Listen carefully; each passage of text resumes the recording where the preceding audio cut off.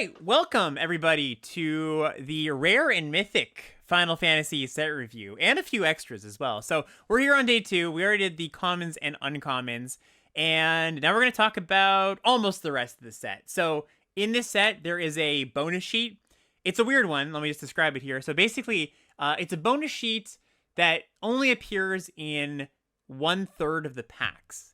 And because of that, we're not going to cover all the cards. We are going to cover the uncommons on that bonus sheet, though, because they do pop up fairly frequently. I think it's like more... Is it more common than a mythic or more common than a rare? I remember it was one of those. Do you remember, Mark?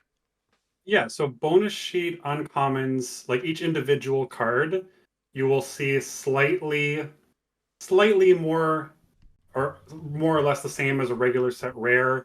And then the bonus sheet rares, you'll see basically the equivalent of mythics.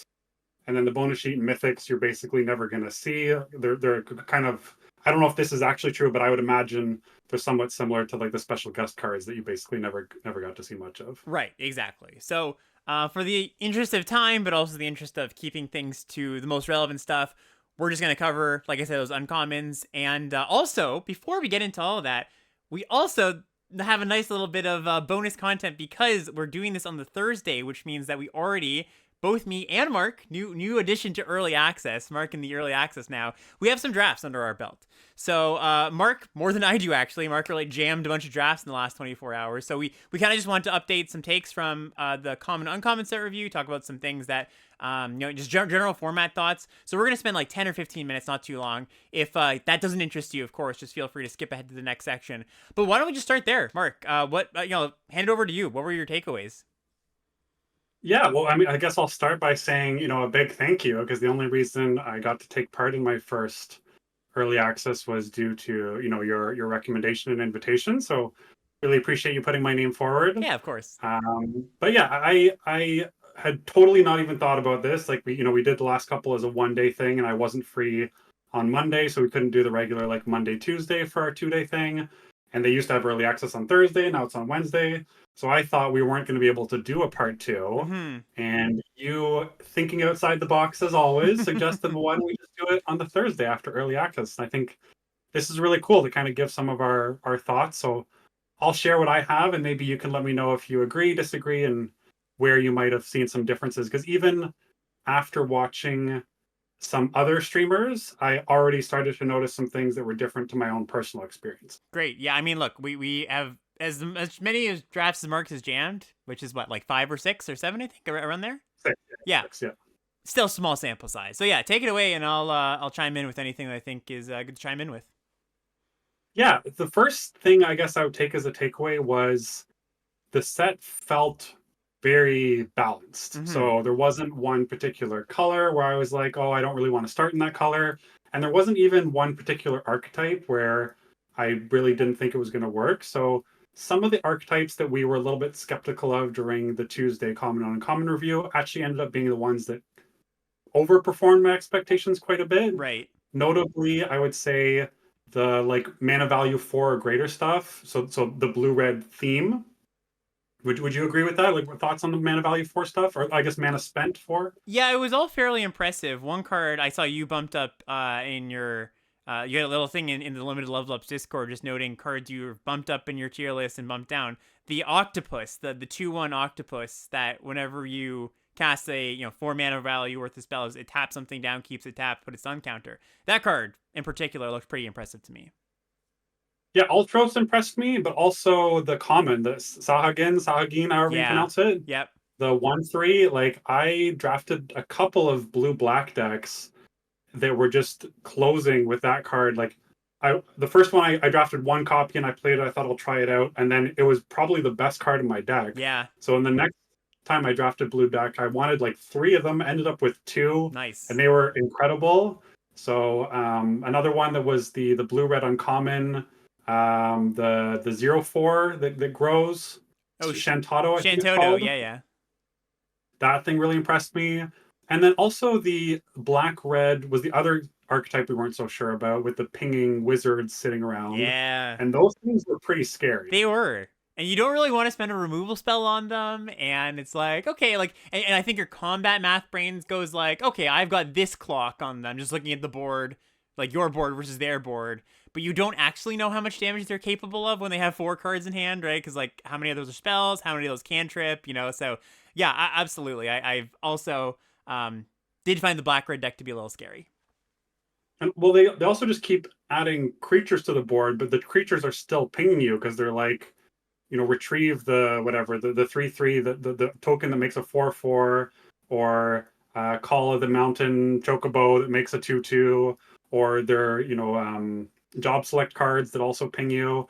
And so that was the other thing. We were a little worried that red white job select would be dominant, but I Mm-hmm. found the red white decks were some of the ones that actually I had the easiest time beating. I don't know if you had the same thing. I know you also drafted a what you thought was a busted red white deck that slightly underperformed. Yeah. So I actually didn't face too much red white, but yes, like you said, my first draft was a busted red white deck that I think I'll actually probably post to the YouTube channel at some point. And it like I went 5-3. It wasn't a terrible deck or anything like that, but just I had like a bunch, like two of the best rares in the set, plus like all the signposts and uncommons you would want for the equipment deck.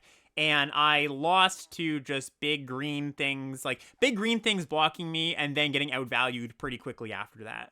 So yeah, well, small sample size, but Yeah, I found that it kind of the game seemed to scale fairly linearly. So like mm-hmm. someone having a creature that traded off that left the equipment around, it didn't feel like them spending the mana to move that equipment was relevant enough to keep up with whatever the other player was doing. So like it was more in the very, very late game that people were equipping things, and by that point, sometimes it just didn't really matter. Yep, yeah, totally. So yeah, I mean, you talked about a couple of those busted rares. We're getting ahead of ourselves. I'm sure we'll have more thoughts come up as we get into the rares and mythics themselves. But why don't we dive in to the proposed schedule for today? Yeah, for sure. So I guess one thing I want just actually I had one more thought on early access stuff. I did think that the like Sultai Wedge with crossover or overlap of like a bunch of value in the graveyard. You kind of just like block, cast removal spells, and then you just have like all these spells in the graveyard that you're happy to cast. That looked pretty impressive from my opponents. Had some opponents do some really cool stuff. But anyways, yeah. So we're gonna be doing the Rares Mythics, like we mentioned, in Wooburg order, starting with white, and I think we'll do the gold cards at the end today.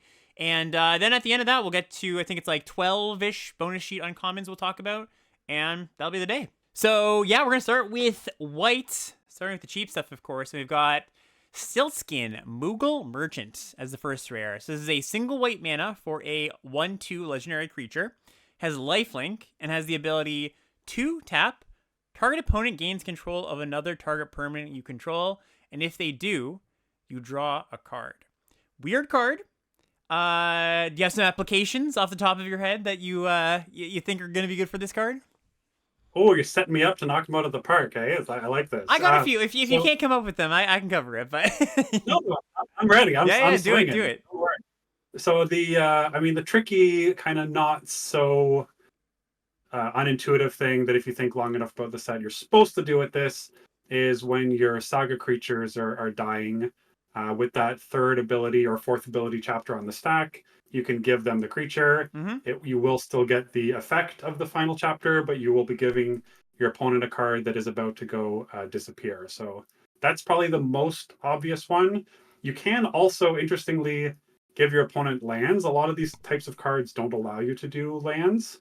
So, not saying those are free because lands are definitely a valuable resource, but just being able to give your opponents lands, things that are targets of removal spells, or those saga creatures has me optimistic that like you don't need that much from a one drop, and it's pretty well statted for its body too. Yeah, good to augment. If you can put a counter on it, if you can equip it up, like nice. Another thing, there are a few things you can do. I thought were in response to your opponent casting a removal spell. Kind of blanks removal in some ways, right? As long as it says target creature doesn't say an opponent controls, right? Because if the removal spell says deal 2 damage to a creature your opponent controls, you just give it to your opponent, you're just giving them that creature because that removal spell will fizzle. You Oh, I haven't thought of that, but that is an excellent point. Also, you can give away auras that go on creatures that lock them down. So there's the 1 mana sleeping aura in blue. Also, the blue common lockdown aura. Changing control of those, that doesn't change what they do. So it's kind of a free card there. And I think that's basically it. I think we kind of covered it. If you think of Oh, anything else, chat or comments, please let us know. But that's uh, yeah, okay, go ahead. Yeah, go ahead. I was going to say this. The last one I think is maybe not crazy. Is expensive equipment that's on your creature already. Uh huh. Like you can still give your opponent control of that. It'll stay on your creature. Yep. They will be able to spend the mana to re-equip it, but if the cost is prohibitive enough, it may not matter. Also, one little rules thing as well. The if they do is important when you're talking about giving, because you can't like give something and then sack, right? So that won't work. Yeah, But yeah, like cool little card, not overly powerful, kind of trinkety. What do we give it? we both gave it a C. Yep, that's it.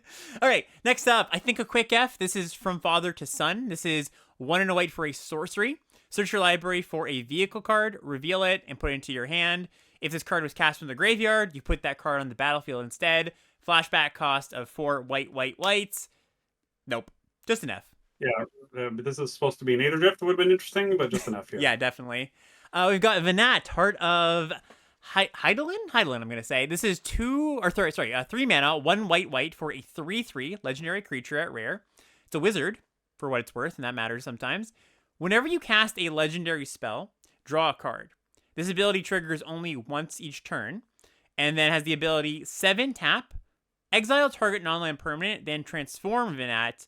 Activate this only as a sorcery. Transforms into a 4/4 indestructible legendary creature god that has the ability at the beginning of combat on your turn, put a +1/+1 counter on another target creature you control until your next turn it gains indestructible. If that creature was legendary, draw a card. Lots of text. I actually had this one in my red white equipment deck. I had I think 5 legends, and it was good. I never got to transform it, but it drew me a few cards. It's double whites on a 3-drop is always something you have to consider. You do want to be fairly heavy whites to cast that on curve, but nice package of abilities overall. Yeah, I had a tough time grading this because we've often seen like one color 3/3 that you just need to untap with Mm-hmm. underperform. Like I'm thinking, like Eladamri type cards. Yeah. There's been a lot of examples of just cards like this that you think, oh my god, it's so good, but then it often just dies or is hard to cast.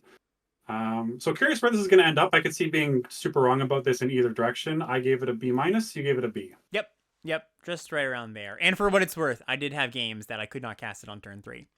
Next up is Aerith Gamesborough, which is 2 and a white for a 2/2 lifelink legendary creature at rare. Whenever you gain life, put a +1/+1 counter on Aerith.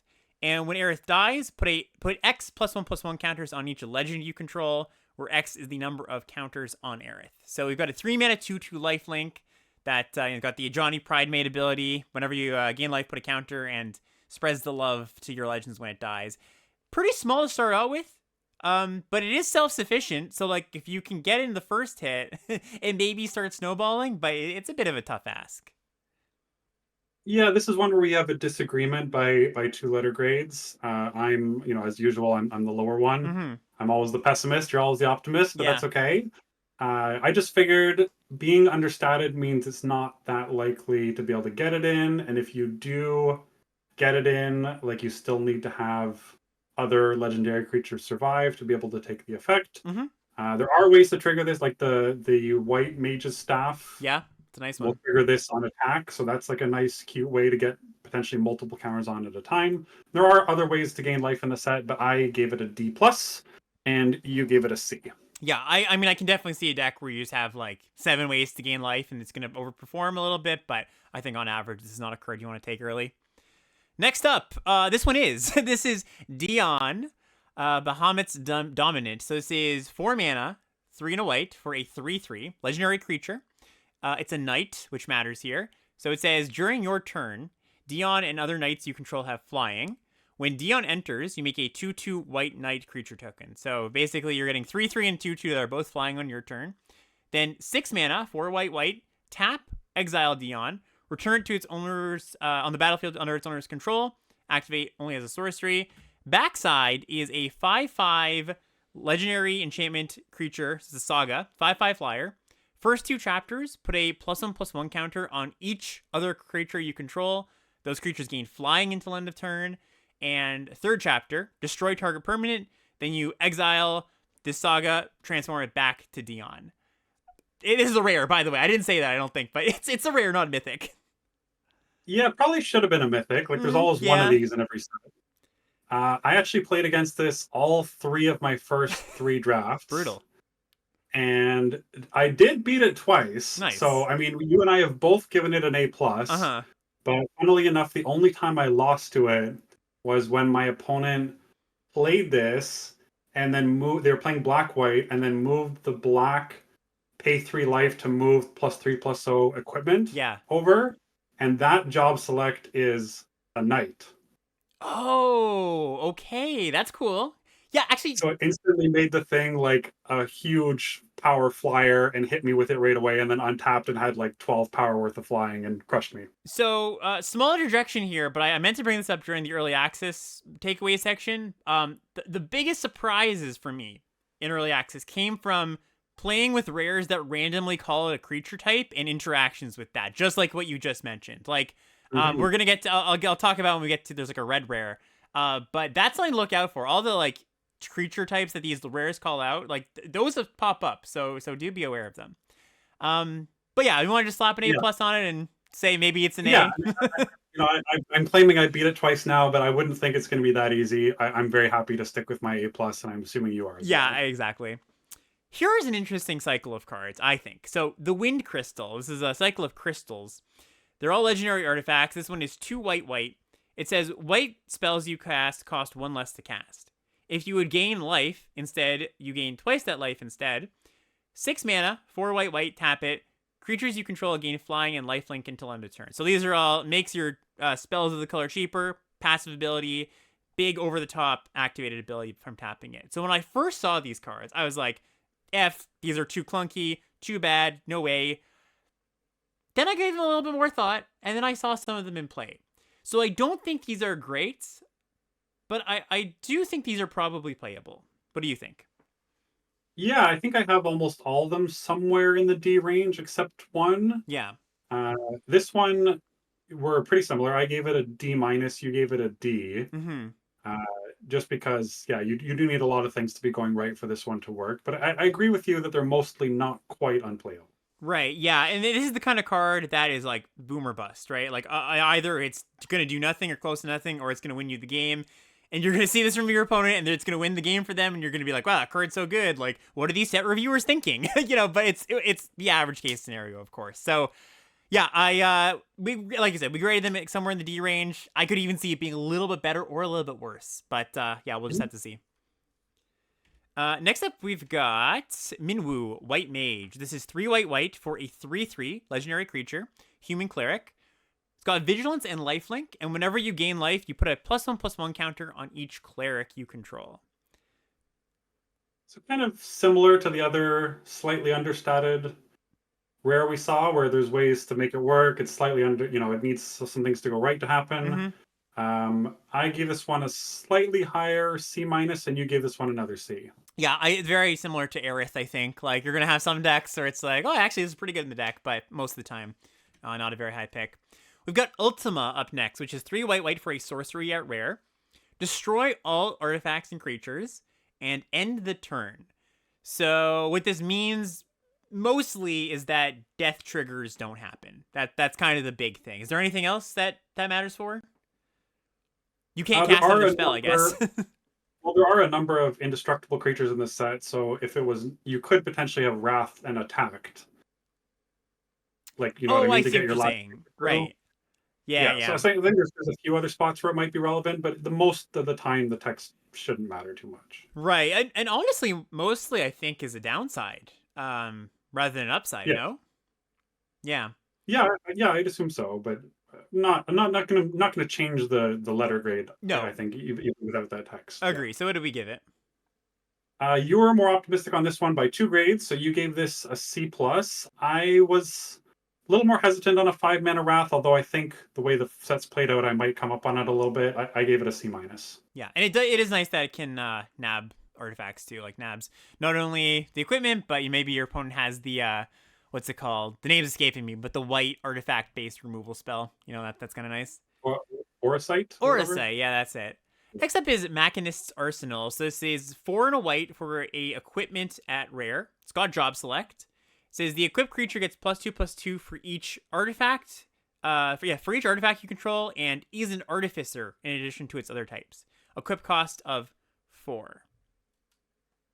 This thing, I moved this thing up since Tuesday. Like I was already you're at a B plus. I was also at a B plus. I moved it up to A minus. Like it's just ridiculous how big this makes creatures. Yeah, so we graded, we submitted our tier list to each other before the common uncommon set review. We've moved a few things around since, and I didn't actually move this one, but as I was reading, I was like, oh, this one I know I should have moved up. Agree, it just makes things giant. Obviously, it's best in blue-white, but there's going to be like red-white decks and just white X decks that's going to be pretty good in too. So A minus. Yeah, that's for me. Nice. Yeah. Like with a build whatever synergy tag because you need some artifacts. As long as you can think and say, I need other artifacts. All right, next up. Fine with just one. Like if you just have one, it's +4/+4. So it's a 5/5 that equips to make +4/+4. Crazy card. Right, and it counts itself, of course. We've got Mughul's Valor is a 5 mana, 3 white instant at rare.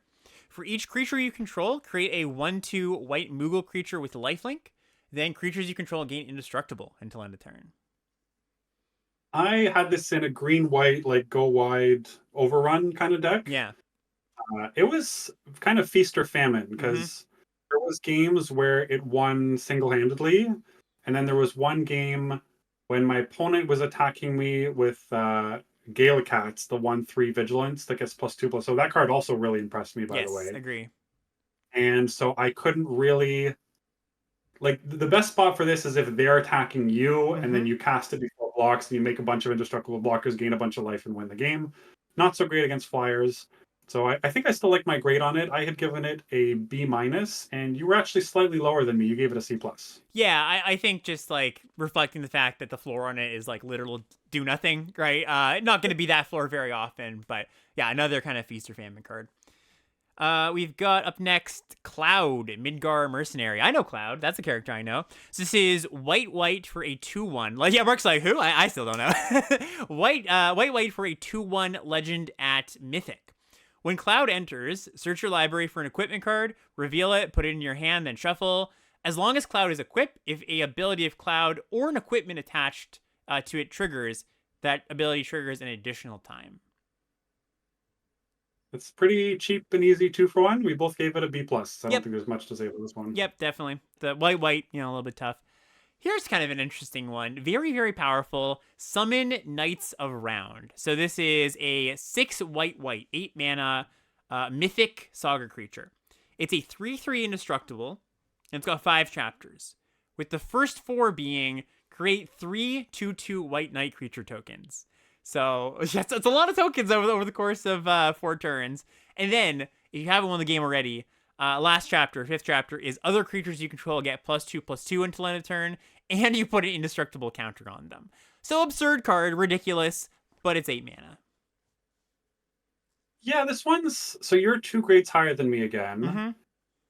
The indestructible body that it creates already kind of stabilizes the ground to a degree, right?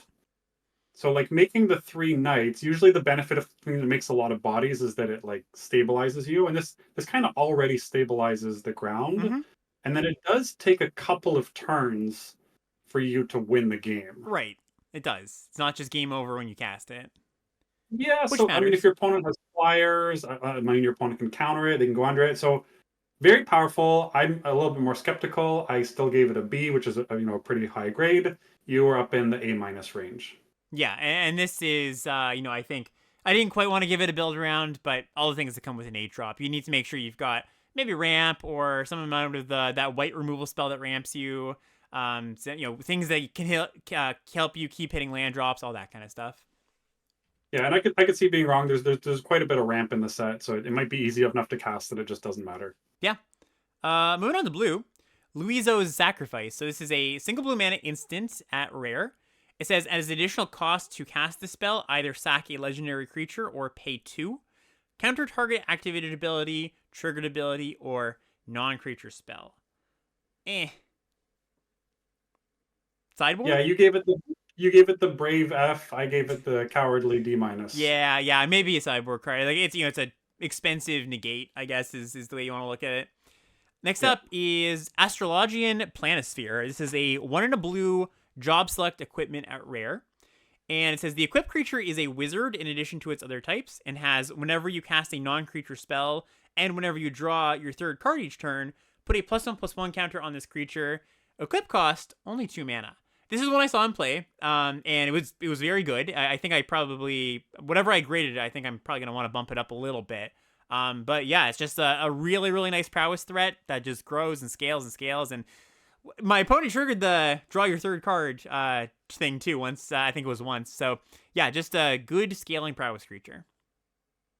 Yeah, I hadn't seen this in play, but I was still going to try and talk you up on it. But it sounds like that's happened already. Yep.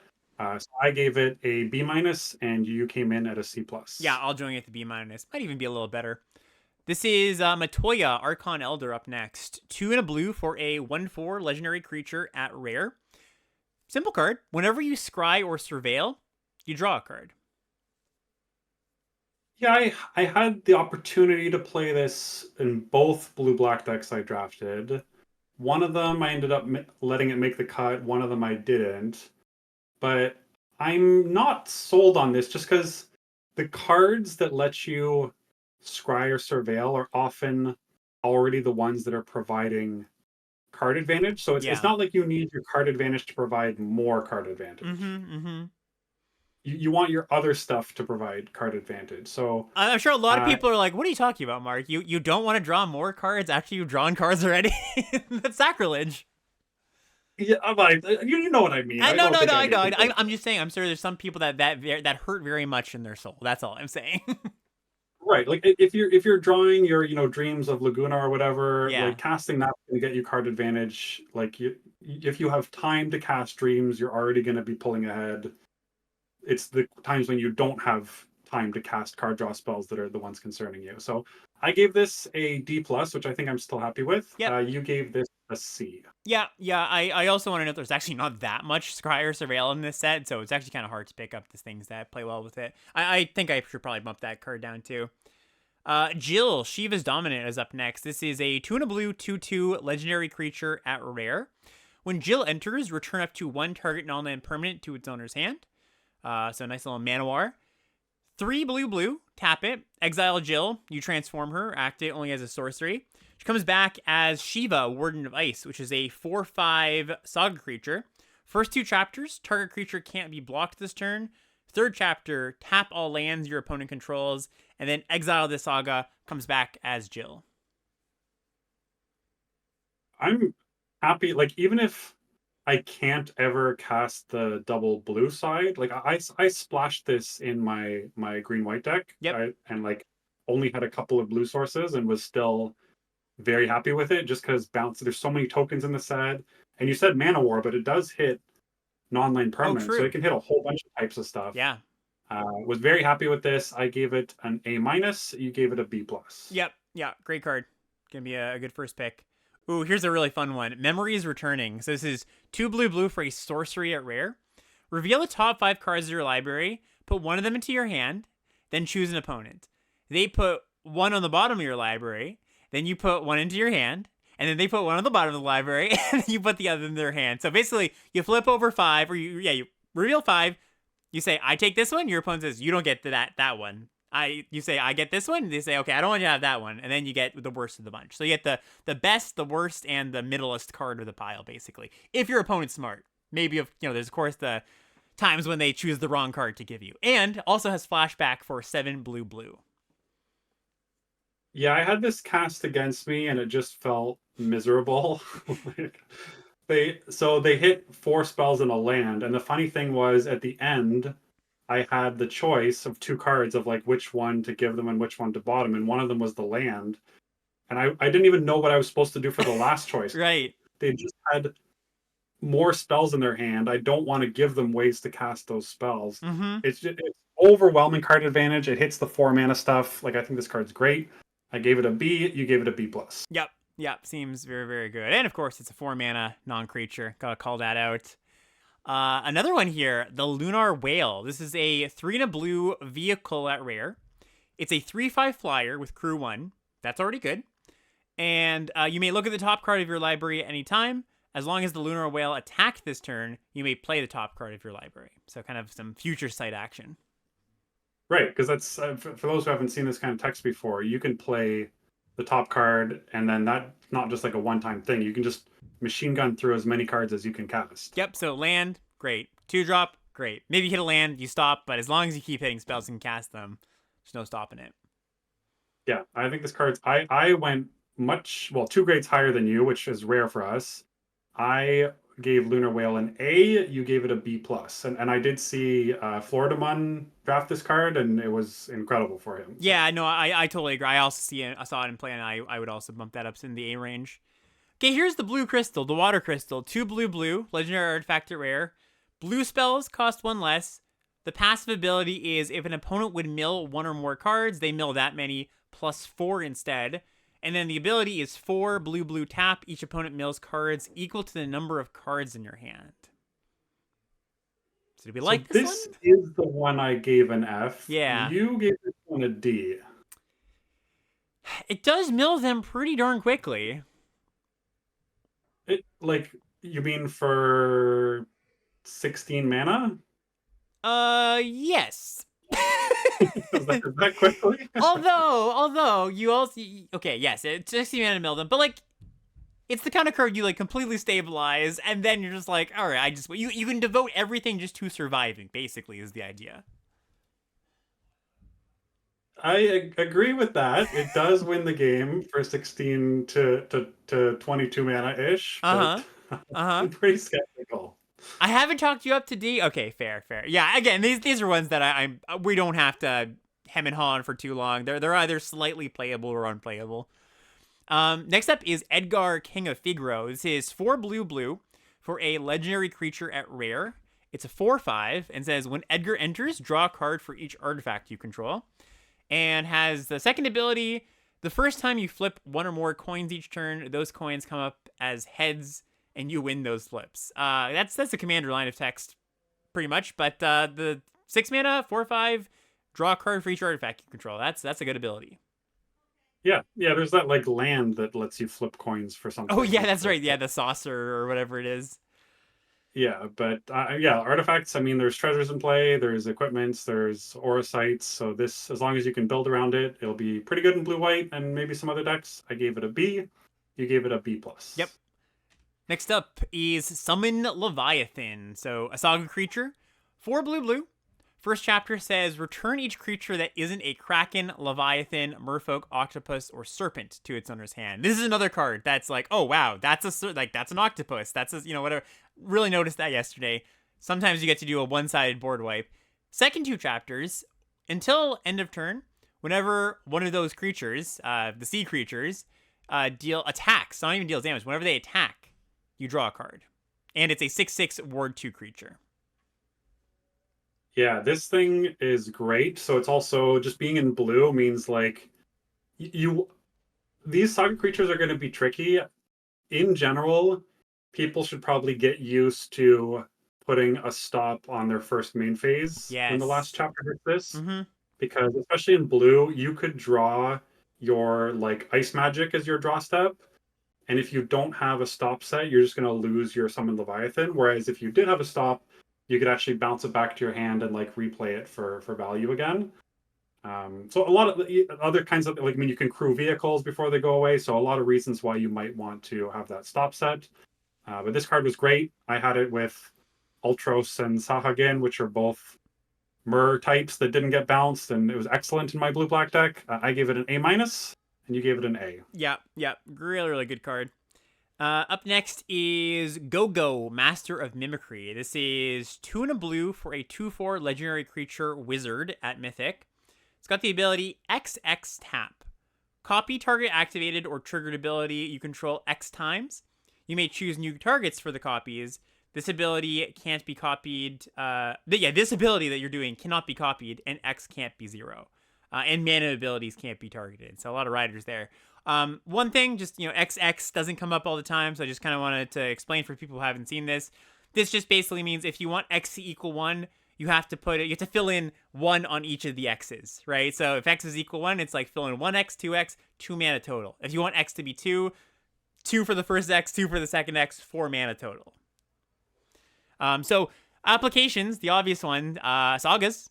You can copy saga abilities, which is nice because you don't have to spend additional mana. It's always kind of tough to get when you have a copying ability. One of the tough things is like having the mana to cast that card or ability and then also copy it. So sagas are something nice. Anything else that comes to mind that is good to copy? Not a ton of things. Yeah. So I did have this, and like the threat of it is almost worth more than what you can do with it a lot of times because opponents are concerned with what the worst case scenario might be.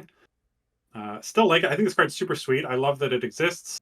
I gave it a C minus. You gave it a C. Yep. Yeah, I think, like you said, threat of it's probably scarier than what it's actually going to do. Next up is Justola Rule, which is a 4 blue mythic legendary creature, a 3/5, and it says at the beginning of your end step, exile target creature you control, then return to the battlefield under its owner's control. Then if it's the first end step of this turn, there's an additional end step after this step, which for this card's purposes means you get to blink 2 things, of course, but all your other end step stuff will trigger as well. Well, yeah, blink 2 things or blink 1 thing twice, like just to be explicit. Yeah, absolutely. Yeah. So you do want ETBs, otherwise this is just a 6 mana 3/5. I gave it a D plus. You gave it a D. Yeah, I mean, sagas are really good with this, right? That's one thing to call out. You can just keep resetting those. But yeah, it's kind of clunky, kind of expensive. I could see this one being a little bit better than what we gave it, but I'm gonna start there for now. Black.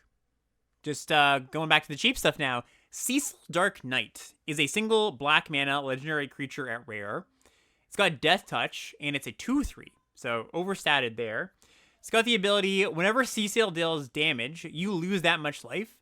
Then if your life total is less than or equal to half your starting life total, untap Cecil and transform it. Transforms into a 4/4 lifelink that says when Cecil attacks, other attacking creatures gain indestructible until end of turn. So I did have this card in one of my decks, and one of the awkward things about it is that I actually kind of shortcutted this to, okay, whenever you're below that life total, it flips. You have to deal damage after you go below, after you go low in life, and that can be pretty tough to deal damage without this dying in combat. So it's a good defender, like it's gonna block forever early, but it does have that downside of dealing you damage, and sometimes you just get dealt damage and you don't even get the payoff. You just go, okay, well now this sits here and I can't profitably flip it. So I think kind of an awkward card. Yeah, you also can't attack or block with it if you're at like 2 life or less. Right. Notably, it does work with fight spells and bite spells, so it doesn't say combat damage. Yeah, I still like it overall. You sounded like you might be coming down on the grade you gave it. I'm still happy. We're at the same level. We both gave it a B minus. Is that something you wanted to adjust? Yeah, I only slightly. I think I'd maybe give it a C plus. It might just be bad experiences with it, but it is a little bit difficult to flip. So something in that range though. Solid card. Next up is Ninja Blades. This is 2 and a black for a job select equipment at rare. It says the equipped creature gets +1/+1, is a ninja, and has whenever this creature deals combat damage to a player, draw a card and then discard a card. That player loses life equal to the discarded card's mana value. Equip costs 2.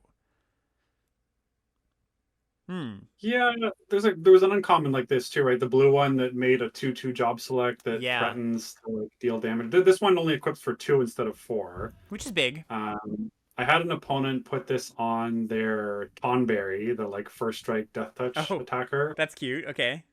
Which meant basically I had to chump block it like for the remainder of the game to be in the game wall. I think this card's not great, but I wasn't willing to go quite into the D range. So you gave it a D. I was a little higher on a C minus. Yeah, it had like I think this one a lot of the drop select equipment I kind of think of as, oh, it's a creature, and then you trade it off, and then maybe you equip it. This one's a little bit more. It's actually like more of an equipment than the creature. Like you might just chump block with the token and want to equip to something else that actually can get in. But yeah, I think not one of the better ones. Next up is Kane, Traitorous Dragoon. This is 2 and a black for a legend at rare. It's a 2/4.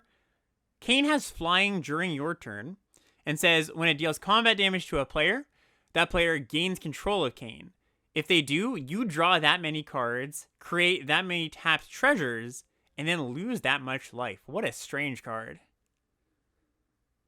Yeah, and then your opponent can just choose if they want to keep it or pass it back to you. Very strange. I was initially going to give this an F, and then again, a couple of these Fs that I've been burned on before, so I chickened out a few times this time. I gave it a D minus. You gave it a D though. What's the vision here? I think it's just like not the worst thing in the world to do. Like basically you hit them for 2, maybe more if you put an equipment on it or something. You draw some cards. I don't know. I don't really have a vision. I just felt like it wasn't the like a do. Like it's not worse than not casting it, basically. Which isn't high. It was not high praise, but like I figure it wouldn't be the absolute worst. But maybe I should just give it the F and commit. Well, because giving them the creature is already like -2 cards, right? Because you're losing a body and they're gaining a body. So you actually have to like pump it or something to really make it worth it, and then you're losing a bunch of life. Maybe I just say F on this. You want to just give this the collective F, or do you want to say there's some application? I mean, it's probably closer to an F than it is to a D, but I don't think it really matters too much. Yeah, I agree. Next up is Jekt, Reluctant Guardian. This is 3 and a black for a 4/3 legendary creature at rare. It's got Menace, and when Jekt deals combat damage to a player, you may exile it and transform it. Comes back as a 7/7 Menace Saga creature. First 2 chapters, each opponent discards a card and you draw a card. Third chapter, each opponent sacks 2 creatures of their choice. That's the new wording they have. Of their choice, they get the sacrifice, as opposed to your creatures. Yeah, the front side is what we don't like about, it's a 4 mana creature with no protection, no ETB. But the back side is really, really good. So I was actually higher than you on this one. Yeah. And I understand your grade because it's not well statted on the front, but the threat, like your opponent has to leave back basically 3 blockers for this, yes. Right? Because if you have a removal spell, like the flip side just wins the game. Yeah, that thing's absurd. Still kind of small. Still has the 4 mana, no ETB, no protection thing. I gave it a C+. You're just a little bit lower on a C. Yeah.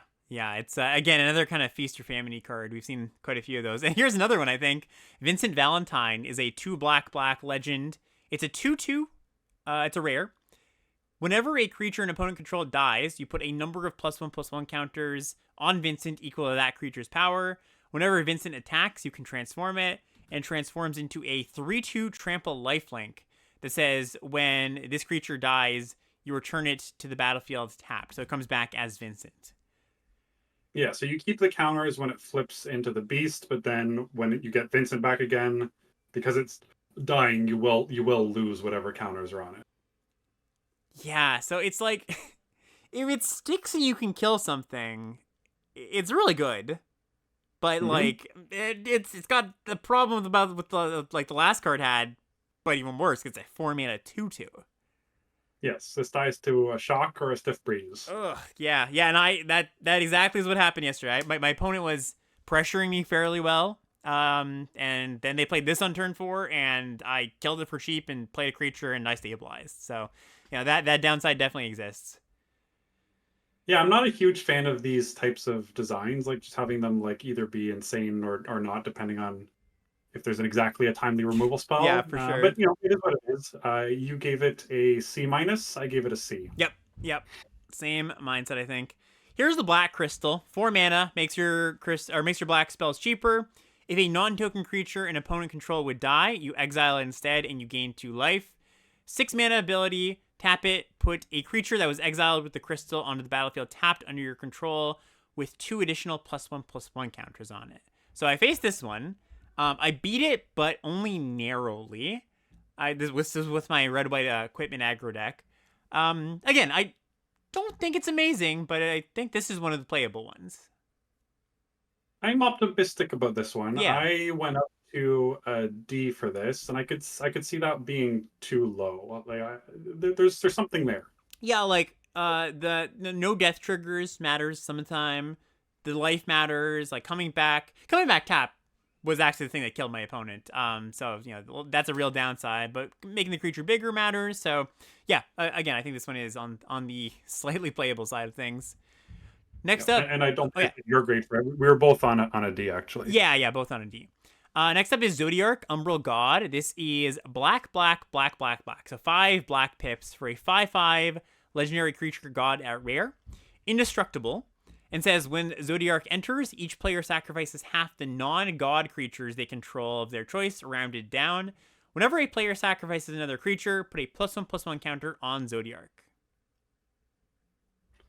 I would have expected for this type of cost that you would at least have like a one-sided semi-wrath Yeah, like a instead of better like, effect. Yeah, I was like, okay, yeah. let's. I had the exactly same experience. It was like, ooh, tough mana cost, and I don't think you really get that rewarded. Yeah, but I chickened out again. I gave another, cowardly D minus. You went all the way down to F for Yeah, Zodiark. yeah. I think even in a mono black deck, it's not like that great. Next up is Xenos, yay Galvis. This is 3 black black for a 4/4 legendary creature at rare. It says when Xenos enters, choose a creature an opponent controls. Until end of turn, creatures other than Xenos and that creature get -2/-2. Then when the chosen creature leaves the battlefield, you transform Xenos to a 8/8 flying dragon. And it's got some commander text on here that I'm not going to read out. It's just an 8/8 flying dragon. Yeah, this is a weird one. So I had this in one of my blue-black decks, and it felt I actually played against fellow new podcaster Samp. Yep. I don't know if it just Stamp's just a sicko. It felt like he was playing around it from like because I had some attacks that were kind of suspect attacks where I was trying to get full value from the -2/-2, and maybe he got tipped off or something. But I found it hard to get as much value as I expected off of the first part of the ability. Mm-hmm. That being said, I never drew it against like if I had played against like red black, it could be insane in some of those matchups. So still pretty happy with my grade. We both gave it a B minus. Yeah, I also actually it's kind of funny. I was on Samp's side of things, not against you, but I had an opponent. They were like a black white deck, and they were kind of playing a little funny. They like made a weird block, and they weren't. They had some cards in hand that I knew they weren't playing, and I was like, that seems suspicious. And I actually thought I was playing around Ultima, the white field white, but it turned out they had Ultima too, but they had this, and I was like, oh okay. So I could tell they had this in their hand for a few turns, and they like couldn't quite find a spot for it.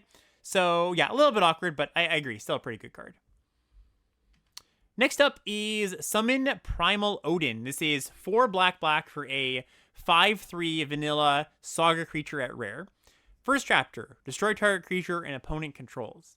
Second chapter, this creature gains whenever this creature deals combat damage to a player, that player loses the game. Okay. And then chapter 3, draw 2 cards and each player loses 2 life. Oof. Yeah, Right? the second chapter is not as like it reads as a big flashy Yeah, for ability. sure. But I mean, unless you're killing their only creature, if you're killing their only creature, you're probably winning the game with your 5/3 anyways. Mm-hmm. And then maybe it makes them chump, but this is kind of just like it's very good. But I'm just trying to contextualize this because you have it in the A range, and I didn't put it there, and I'm just trying to explain why. Yeah, for So sure. you have it as just a straight A. I had it as a B plus. Yeah, I just figure even if you just like kill a creature and trade this off, not so bad. If you kill a creature, draw 2, like that, getting your full money's worth it. Like that's also very very good. So I could agree it's like slightly worse maybe, but I've got it up there still. Sure. Next up is Arden the Usurper. So this is 5 black black black. I guess just like every rare creature is a legend in this set. I didn't even take that in, but 5 black black black legendary creature at rare. It's a 4/4. It says demons you control have menace, lifelink, and haste. And at the beginning of combat on your turn, exile up to one target creature from a graveyard. If you exiled a card this way, create a token copy of that card, except it's a 5/5 black demon. Okay, that's worth your 8 mana. A hasty 5/5 lifelinks menace every single turn plus a 4/4 to stabilize. Yeah, that is worth your 8 mana. Yeah, I moved this up after early access, just seeing it against me once because I was a turn away from winning. I couldn't think of a card that was going to make me not win, and then my opponent played this and just instantly like flipped the game. They took the artifact that gets +3/+0 if you have 7 or more lands, so they hit me for 8. Oh God, It was brutal. God, it was disgusting. Yeah, I went up to B+ for this. You're on a B for Arden. Yeah, very good.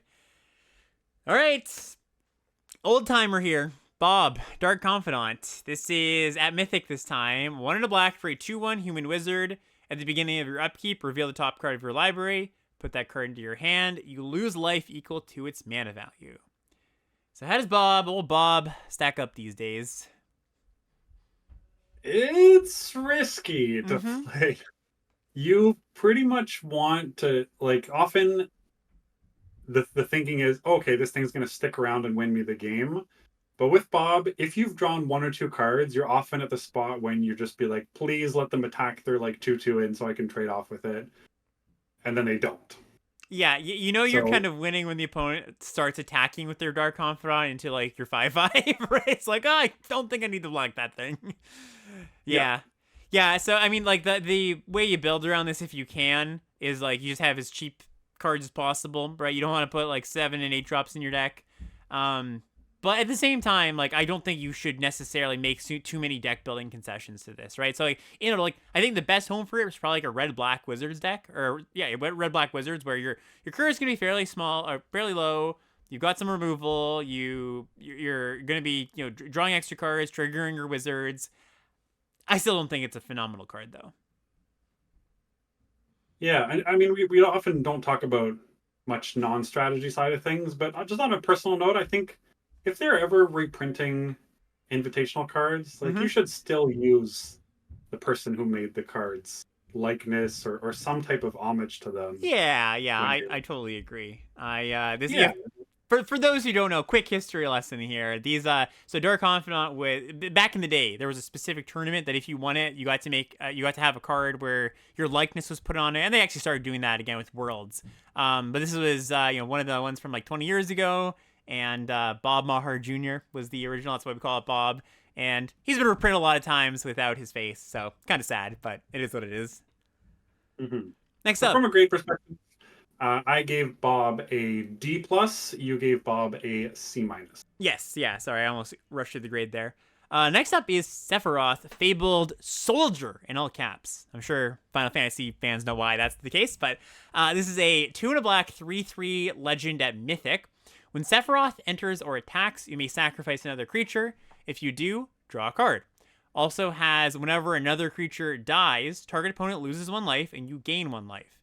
If this is the 4th time this ability has resolved this turn, transform Sephiroth into a 5/5 flying that says, as this creature transforms into Sephiroth, you get an emblem with this. Whenever a creature dies, target opponent loses a life, you gain a life, so the same as the front side.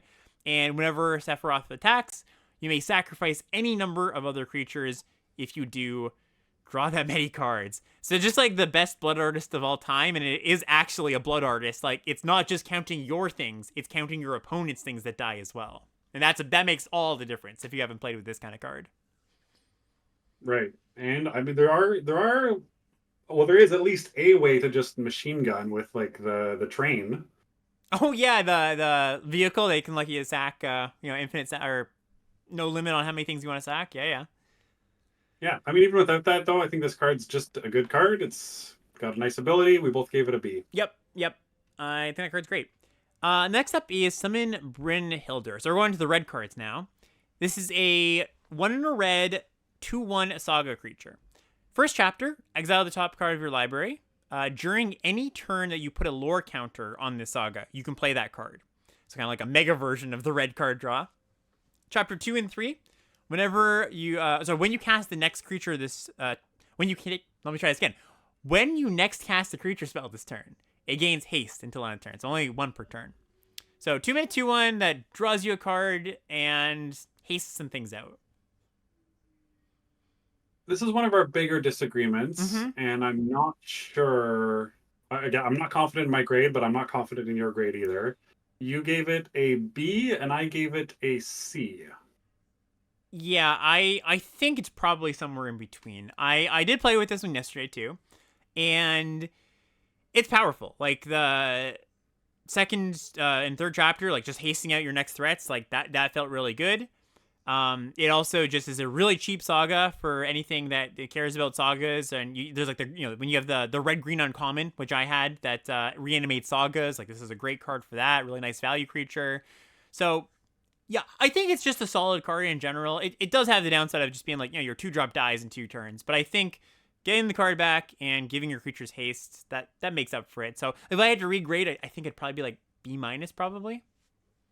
Well, I also do want to mention it doesn't give your creatures haste. It gives your creature spells haste. So it doesn't actually work with like the Oh, chocobo, I the see. Yeah, yeah, yeah. job collects. So like That's fair. That's there's fair. awkwardness there, and then there's also the chance that you just flip something you can't play, and if it trades off, like if you flip something expensive, you might not be able to attack with this on the second chapter if you Mm-hmm. want to play it on the third. So yeah, I could see this being good. It's cheap, it does things, it's got synergies, but curious to see where this is going to end up. Yeah, no, me too. Next up is Raban, Bull of Alamigo, which is a 1 in a red 2/2 legend at rare. It's got Ward, pay life equal to Raban's power, and whenever Raban attacks, attach up to 1 target equipment you control to target attacking creature. Yeah, solid Nice 2. card. Yeah, solid 2 Yeah, drop. C plus from both of us. Yep, yep. Next up is Van Street Thief. This is 3 mana, 2 in a red for a 2/2 legend at rare. It's a scout. And it says, whenever 1 or more scout, pirates, and or rogues you control deals combat damage to a player, exile the top card of that player's library. You may cast it. If you don't cast it, you make a treasure token. And whenever you cast a spell you don't own, put a +1/+1 counter on each scout, pirate, and rogue you control. That's like a very bad Ragavan. Right. Yeah, I agree with the very bad part. It's scary, and there is the +3/+3 trample green trick. Like maybe Yeah. this the deck for this is the red green tricks deck we talked about on Tuesday. Yeah. Both still pessimistic about Vaughn. We both gave him a D. Yeah. And you're right. It's probably how you pronounce it. Not Van. Next up is Furion, Wild Rose Warrior. This is 2 in a red for a 3/3 legend at rare. It says equipped creatures you control have haste. And whenever a non-token equipment you control enters, create a token that's a copy of it, except it has this equipment's equipped ability costs 2 less to activate. Sacrifice that token at the beginning of the next end step. Really nice if you're making job selects because you just get the creature, even if the token will go away. Yeah. Solid card. Yeah, I mean, not too much to say. I think like it just reads like it does. It's got some synergies. It's pretty good. We both gave it a B minus. Yeah. Next up is Zel Dinched. This is 3 in a red for an 0/3 legend at rare. You may play an additional land on each of your turns. Zel gets +1/+0 for each land you control. And at the beginning of your end step, return a land you control to its owner's hand. Kind of a cool design. So basically, you get to accelerate your mana by a little bit, and you get to retrigger your landfall abilities. Yeah, it's an interesting one. I Yeah. think it's pretty good. Yeah. Like, making your chocobos 4 power too is nice. Mm-hmm. Both gave it a C plus. Yeah, not too much more to say. Yeah, totally. Next up is Summon GF Cerberus. So this is a 2 red 3/3 saga creature at rare. First chapter is Surveil 1. Second chapter is when you next cast an instant or sorcery of the spell, you copy it. You can choose new targets for the copy. Third chapter, when you next cast an instant or sorcery spell this turn, you copy it twice, and you can choose new targets. So then another kind of feast or famine one here. Like, this one can do, like, pretty much nothing. Be a 3/3 that dies after a few turns, or just be completely absurd. I think I'm too low on this. Yeah. I didn't see it in any of my games, but I caught a bit of Sam Black's stream. He got 7 wins with a red green tricks kind of deck. And like untapping with this and threatening to like double +3/+3 and trample Mm-hmm.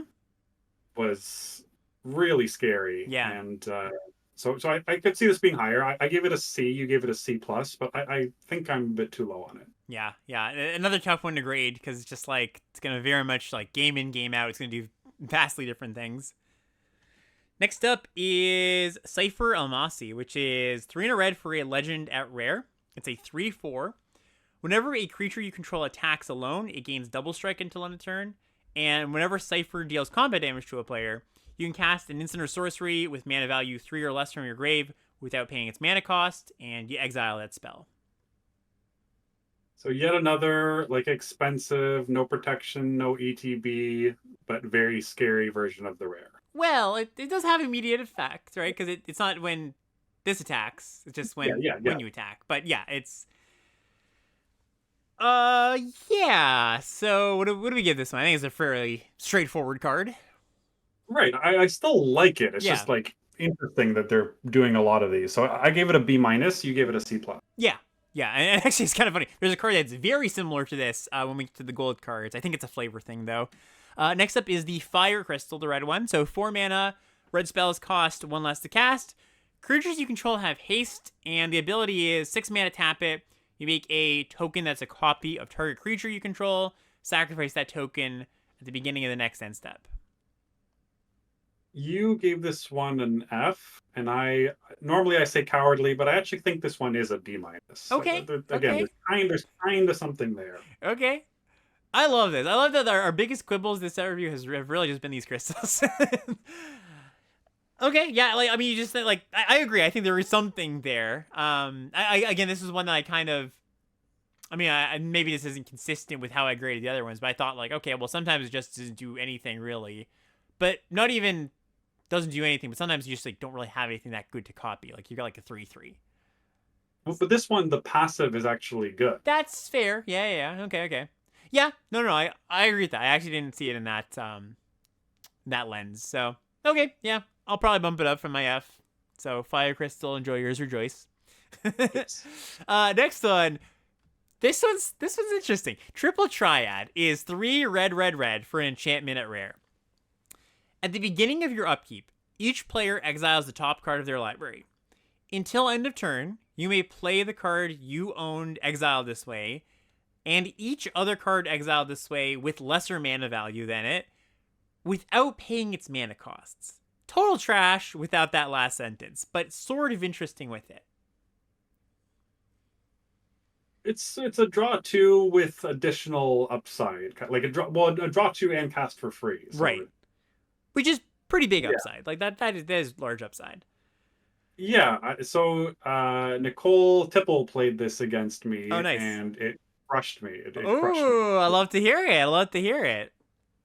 I am lower than you by 2 grades. I Mhm. think I'm too low. I gave it a D plus due to the casting costs. You gave it I would join you at a C. Yeah, and I mean this is like a pretty niche card, as in most red decks aren't gonna want it. It's for like a red green or like a blue red control deck or something like that.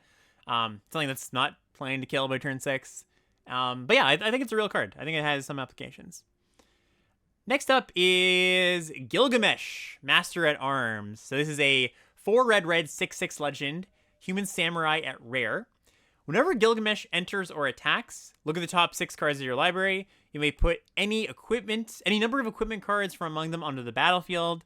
Put the rest in the bottom of your library in a random order. And when you put one or more equipment onto the battlefield this way, you may attach one of them to a samurai you control. I had this one, and it was absurd. I actually didn't. I read it wrong, and I thought you would only pick one equipment, and it was still absurd. And chat told me, "Oh no, you should have picked all of them." So this is one of the cards. Actually, I'll get to my story in a second, but let's just talk about this card. It comes in. If you've got an equipment deck, it likely hits something, sometimes 2 things, and when you attack, it does the same thing. It's a mega value engine. The thing I didn't realize until I had these 2 cards in play was it plays very, very well with the uncommon red what's it, job select card that makes the thing a Samurai's samurai. Katana. Samurai's katana, yes, because it is a samurai. This thing's a samurai. You could equip it, and it gives it haste, right? So, yeah. I mean, I guess the samurai part doesn't matter too much, as this can equip anything, right? That you see. But yeah, just giving this haste was absolutely absurd. Card's good though. Card's quite strong. Yeah, I also had this in my first draft with red white and had the same experience. I did read the full text box properly and got to Wow. absolutely live the dream where I cast it. I hit two equipment. One of them was the katana. Equip the katana, attack for 8, hit two more equipment, and like just totally flipped the script on the game. But this kind of brought up an interesting point, which is during deck construction for that red white deck. I felt like red white. You think, oh, it's pretty simple, pretty straightforward. I found it really tough to build because on one hand you had this tension where I want to play more equipment for Gilgamesh and also for I had the Adalbert or whatever Steinus that gets plus one for each equipment you Yep. control. But then I also had things that wanted me to play non-creatures, and I also had a certain amount of job select. Like it was really about balancing. I need a certain number of bodies to be able to use these equipment. I need a certain number of equipment to be able to do this.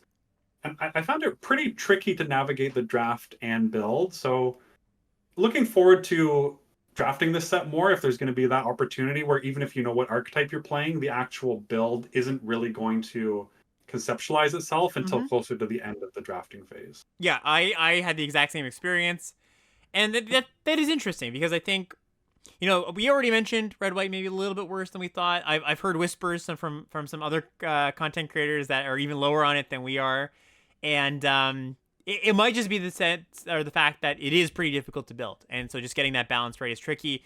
Which isn't to say that it's like, oh, it's so good and people just don't know how to build it. Like it being difficult to build is a negative, really. Like that means like most people are going to build it, gonna have a tough time building it. But yeah, we'll just have to see. In any case, an interesting spin on red white. Yeah, and we both gave Gilgamesh an A minus. Yep. Next up is Nibelheim of Flame. This is 2 red for a sorcery at Mythic. Choose target creature you control. It deals damage equal to its power to each other creature.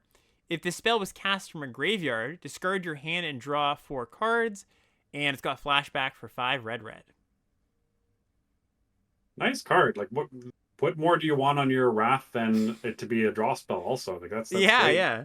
And Wrath again. Yeah.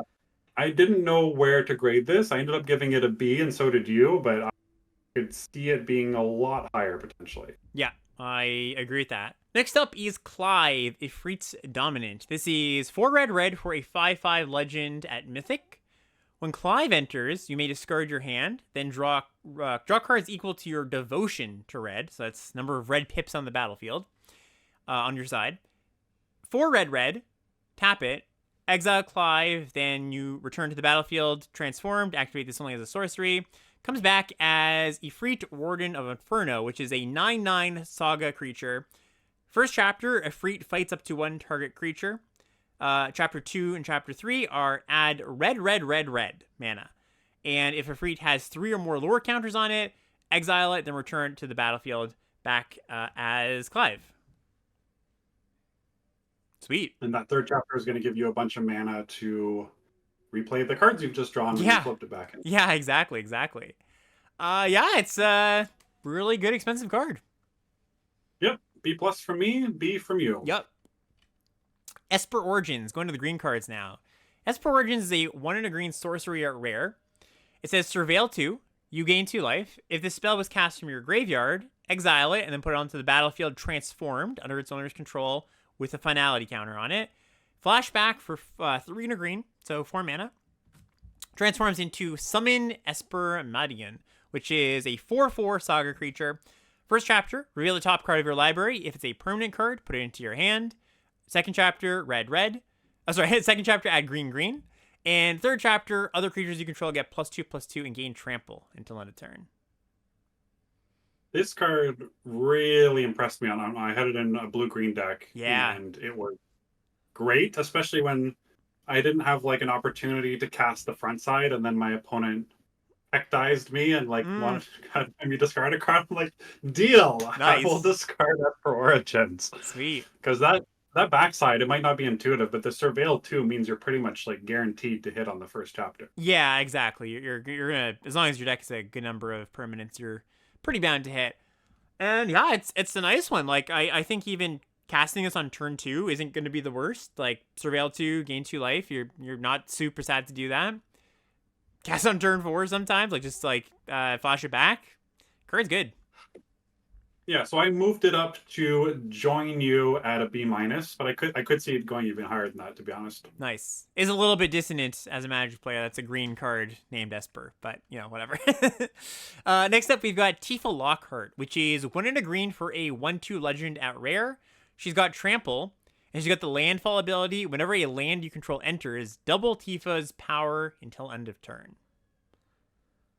So this is one I'm 2 grades higher than you. Did you have a chance to see this at all? I did, and it was pretty bad, but I'm sure it's got spots and decks and times when it's better than what I saw it as. Okay, yeah, I saw it. So I kind of thought it out. I was really excited to talk about this. I did see it in play from 3 Omega, and he was very much doing the thing. Okay. And like I thought I was ahead. We had a really good game back and forth. I was pretty sure I was gonna close. And this thing was kind of just sitting on the battlefield. It did have a counter on it, but it couldn't attack even with like 4 power. Mm-hmm. And then he played a card we're going to get to soon, which is Summon Titan, which mills a bunch of cards, and then Chapter 2 returns all the lands you've milled to play. Oh, yeah. And so Tifa went from 2 power to 4 power to 8 power to 16 power. Nice. And absolutely killed me.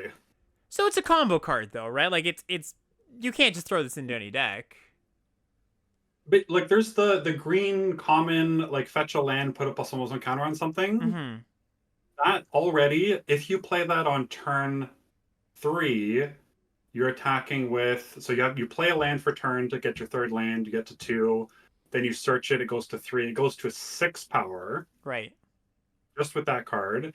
If you're able to play it in the opposite order, where you put the counter first and then go to 4, it goes to 8 power. Yeah. There's a lot of ways you can make this like really scary. You can also like pre-landfall, give your +3/+3 trick, or what, like whatever trick you have in your hand, then play your land. There's so many ways to get this thing massive. And I see G-Rocks in chat right now and 32 plus power Tifa in the stream event. So definitely some scary multiplication factors here. Yeah, you're selling me on it, especially because, like, you know, I said you can't just throw it into any deck, but, like, there are a lot of cards on the top of my head. Like, you mentioned some, but just, like, you know, any equipment, pretty good. Like, it's not that hard to find a deck that Tifa is going to be pretty good. Okay, so what did you give it? I gave it a C. Yeah. Which is not even that high. Right. You were down in the D plus range, and I feel That's strongly too low. that Yeah, no, I agree. That's too low. That's too low. Okay. Yeah, maybe even like a synergy C plus or something like that. You could think of it that way. I would agree with that. Yeah. Earth Crystal, the green one, 4 mana. The green spells cost 1 less, and if you put 1 or more +1/+1 counters on a creature you control, you put twice that many instead. And the ability is 6 mana, tap it, distribute 2 +1/+1 counters among 1 or 2 creatures you control. Yeah, the passive's not doing a ton, so I also put this one as a D minus. Although I do think it's like somewhat barely playable. You gave it a D. Yeah, I guess as a like this one has the nice upside of like green's probably the most interested in the ramp portion of it. Like just gonna have more expensive things to do. So yeah, just that's something. Next up, I could see it. Yeah. Next up is Sat's Katsroy, which is 3 and a green for a 3/3 legend at rare. When Saz enters the battlefield, you may search your library for a bird or a basic land, reveal it, put it into your hand, then shuffle. And whenever he attacks, put a +1/+1 counter on target creature, and then double the number of +1/+1 counters on that creature. Wow. Yeah, so this one has the ETB and the scary part combined. Yeah, exactly. Great card. We both gave it an A minus. Yep, very strong. Very strong. Summoner's Grimoire is up next. This is a 3 and a green job select equipment at rare. It says the equipped creature is a shaman, and whenever it attacks, you may put a creature from your hand onto the battlefield. If that card is an enchantment creature, it enters tapped and attacking, equip cost of 3. Yeah, 4 mana 1/1s are not my cup of tea, especially when you need to suicide them to do anything. We both gave this a cowardly D minus. Yeah, these are those type of cards that kind of just suck. They like again, like they're scary, but they're more often don't do anything than not. Summon Titan. This is the card you were mentioning a few minutes ago. So this is 3 green for a 7/7 reach trample, a saga creature at rare. A lot of these saga creatures, like their bodies are like kind of vanilla or maybe a little bit unimpressive, but like 5 mana 7/7 reach trample is huge. First chapter, mill 5 cards. Second chapter, return all land cards from your graveyard to the battlefield tapped. Third chapter, until end of turn, another target creature you control gains trample and gets +X/+X, where X is the number of lands you control. Yeah, the fact that this doesn't die to the -6/6 or the red 6 damage spell, Yep. or like, basically like the white deal damage for creature plus equipment spell either. Like, so it's pretty hard to get that 7th toughness off the board on turn 5. This card's incredibly good, does a lot of things, kills people pretty quick. We both gave it an A minus. Yeah, looks really good to me. Bart's and Boko up next is 3 green for a legend at rare, a human bird. It's a 4/3 with affinity for birds, and it says when Bart's and Boko enters, each other bird you control deals damage equal to its power to target creature an opponent controls. I was slightly higher than you, although I think I like your grade more. Like, there's a lot of birds. It's not hard to make this an FTK, but the funny thing is I didn't make the black summon that just killed something and had a body into the, like, we kind of flipped grade. So I'm on an A minus, you're on a B plus. I think it's probably a B plus for Bart's and Boko. Yeah. Worth noting, like I actually had this yesterday, and I drafted it. It wasn't in a deck. I was a green, and I didn't. I think I had the opportunity to pick up like one more bird than I ended up having, but I just didn't play it because I didn't have enough birds. So there's that risk. Quick F here: A Realm Reborn, 4 green for an enchantment at rare.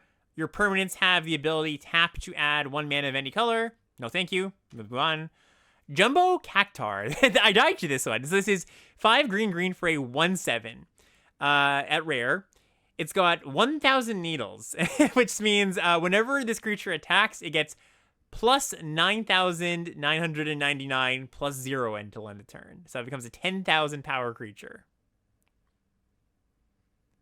I mean, you're not playing this without a way to either fling it or give it trample, right? Like, right. And worth noting, there are 2 pretty good and playable common green cards that give trample: Fat Chocobo Summon and the +3/+3 trample trick. Yeah, it's still like it's a bad blocker. Like, I agree. I'm pessimistic about this card. I don't know if I'm too pessimistic. I mean, you gave it a D. I went all the way down to D minus, which may be too low, but we'll see. Yeah, I agree. I'm not super high on it. I think it's like a card that if you're so inclined to do this, if you're somebody who that sounds appealing, like it's not the worst thing in the world to do to try to build a deck that does that, but I think it's not going to work out all that often. Next up is Traveling Chocobo, which is a 2 and a green 3/2 bird at Mythic. It says you may look at the top card of your library at any time. You can play lands and cast bird spells from the top of your library. And if a land or bird you control entering causes a triggered ability of a permanent you control to trigger, that ability triggers an additional time. Yeah, kind of annoying that a lot of the birds that end up in play are not bird spells. Oh yeah, because they're tokens. Yeah, true. Yeah, the 2 mana with 7 mana flashback won't be able to be castable off the top. The lands part is still pretty good. I still had this at a B, and you had it at a B minus. Yep, absolutely. And I would also say, like, I don't know. Do you think there's anything to be said for holding this till for turn 4 and then like getting 50% chance of a land, or are you just running this out most of the time? Do you think? I mean, if you have another 3-drop, sure. Like, I'm not gonna not gonna play hold to it. the board. Absolutely, yeah. Yeah, and notably, I mean, we kind of skipped over that last ability, but like landfall +1/+1 on your chocobos becomes double landfall. Like Yeah, that's also a relevant part of the card yeah, too. that's cute. All right, next up is Ancient Adamantoise, which is a 5 green, green, green mythic. It's a 8/20 Vigilant Ward 3. So this is basically the big boss battle where damage isn't removed from this creature during cleanup steps. All damage that would be dealt to you and other permanents you control is dealt to this creature instead. And when this creature dies, exile it and make 10 tapped treasure tokens. I saw a funny interaction from Lola's stream with this. Yeah. He was playing the black red wizard pings, Mm-hmm. and his opponent cast this, and he didn't realize it at the time, but he could have just end of turn cast literally any spell to kill this because he had the 2/2 flying death touch Oh. thing that deals damage to an opponent Yep. when you cast a spell, and because it's death touch damage, so again, any death touch damage kills this thing instantly, That's funny. including spell-based damage from the whatever it's called, the signpost uncommon. That's really funny. And they wouldn't. If I'm thinking about this right, he wouldn't even need to pay ward, right? Because like you're not targeting. It's just like this is just a passive ability that just like happens. Like, yeah, that's kind of cool. Yep. Um. So yeah, So yeah. I think it's a playable 8-drop. well, it's kind of gain 20, not quite, because Yeah. like you would be gaining some amount by having damage wipe off every turn Mm-hmm. on a normal sized creature. But yeah, it's Ward 3. It's a lot of life to buffer with. So I gave it a C. You gave it a C plus. Yeah. I think this card's like it stabilizes you really really well. It's a big threat, so looks a little funny, but I think it's pretty good. Okay. The treasures too. Like there's stuff you can do with those treasures that's kind of funny and fancy as well. Oh sure, yeah. Like they're absolutely like just go through the whole set. You'll find some. We're going to the gold cards now. So Hope Esthium is up next. This is blue white for a 2/2 lifelink legend at rare, human wizard. Strange card. At the beginning of your end step, each opponent mills X cards, where X is the amount of life you gained this turn. It's like almost irrelevant, slightly downside often text on your hard to cast 2/2 lifelink. I mean, in blue white, it's not really hard to cast. It's like fine, right? Like not, it's not going to be that difficult to cast a gold 2. It's harder than like what you usually Oh pay sure, for this, sure. which is one One and white. white, yeah, yeah, that's totally fair. Yeah, I mean, not too much to say about it. I think we're just valuing it for the body, and that's what. Yeah, we basically graded it the same. You know, I'm a half grade lower as Yeah. usual. You've given it a C. I've given it a C minus. Yeah. Absolute Virtue up next. This is a 6 blue white 8/8 legendary creature at Mythic. Can't be countered. Good thing to have on your 8-drop. Has flying, and you have protection from each of your opponents, which means you cannot be dealt damage by them, you can't be enchanted by them, you can't be targeted. This thing can still just die though to a removal spell. Yeah, a lot of these like rares, you just opponent just needs one good removal spell. This one's pretty good though if they don't have it. Yeah, I know, totally. And like worth noting, it's not just like he dies to a sneeze. Like it has to be a Sephiroth intervention, a kill target creature. You know, a lot of the removal in this set is not going to kill this. So yeah, I can see it like in a multicolor deck. Probably blue white artifacts doesn't really want it. I think that deck's probably a little more aggressive. Although there are going to be some slower versions of that deck too. Yeah, I kind of see it like almost like a blue green card where you splash it in like a rampy blue green deck. Yeah, that's where I'm seeing it too. So what do we give it? You gave it a C plus. I actually went a little bit higher and gave it a B minus. Yeah, I could see that being the case. Golbez, Crystal Collector is up next. This is black blue for a 1/4 legend at rare, human wizard. Whenever an artifact you control enters, you surveil 1. Then at the beginning of your end step, if you control 4 or more artifacts, return target creature from your graveyard to your hand. Then if you control 8 or more artifacts, each opponent loses life equal to that card's power. Yeah, it's a good dewdrop. I also had this available to play in both blue-black decks I drafted and played it once and sat it out the other time. Black's not contributing a lot of artifacts. Right. It Yeah. was surprising. So, I mean, the main way that I was anywhere close to getting that second ability, or even anything out of the first ability, was the 4 mana, make a 3/3 artifact creature, flashback for a 5/5. Mm-hmm. That spots you 2 bodies on this, which is pretty good. Yeah. But I think it's going to be really tough to get that last ability going here.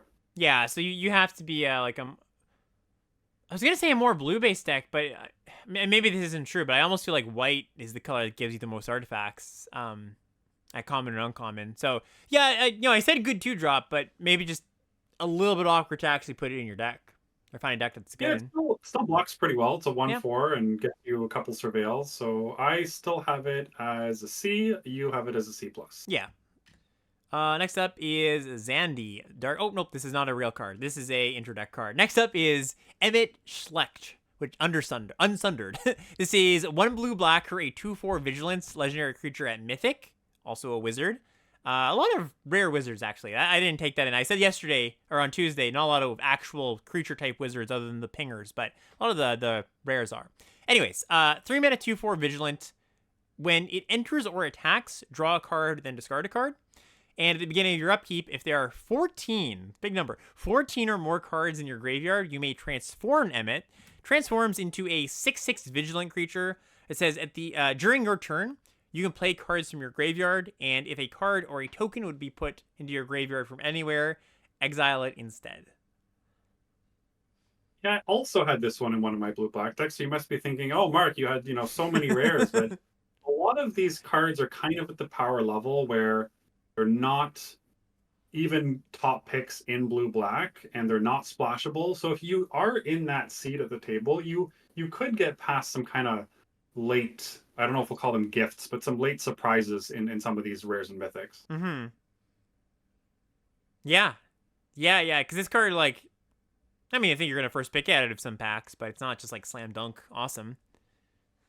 Yeah, it's still pretty good. You gave Yeah. it a B, I gave it a B minus. Yeah, totally.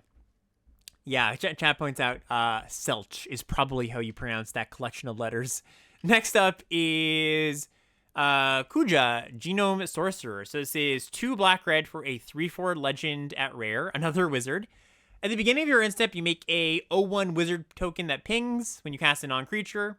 And then if you control 4 or more wizards, you transform this card into a 4/6 that says if a wizard you control would deal damage to a permanent or player, it deals double that damage instead. I moved this up last second as well. This is one of the rares that I moved after playing against it a couple times. Yep. I'm now 2 grades higher than you, which is 2.5 grades, the way we kind of default to being a little bit higher or lower. So curious if you've seen this card in play at all or not yet. No, I haven't actually. Okay, it's pretty, like we just talked about how those wizards are pretty scary. Just one of them, and you get one right away when it doesn't get removed or countered, and then it just threatens to keep doing more. Like it chump blocks if you're behind. It has a not too embarrassing body. So I moved it up to a B plus, and you're currently sitting on a B minus. Yeah, I think I want to join you there too. I think just it does have immediate impact, like you said, even if it dies, as long as it doesn't die on your turn. And yeah, no, I mean, it seems pretty scary, so I'll join you there. Next up is Balthier and Fran. This is 1 green-red for a 4/3 legend at rare. It's got reach, and it says vehicles you control get +1/+1 and have vigilance and reach.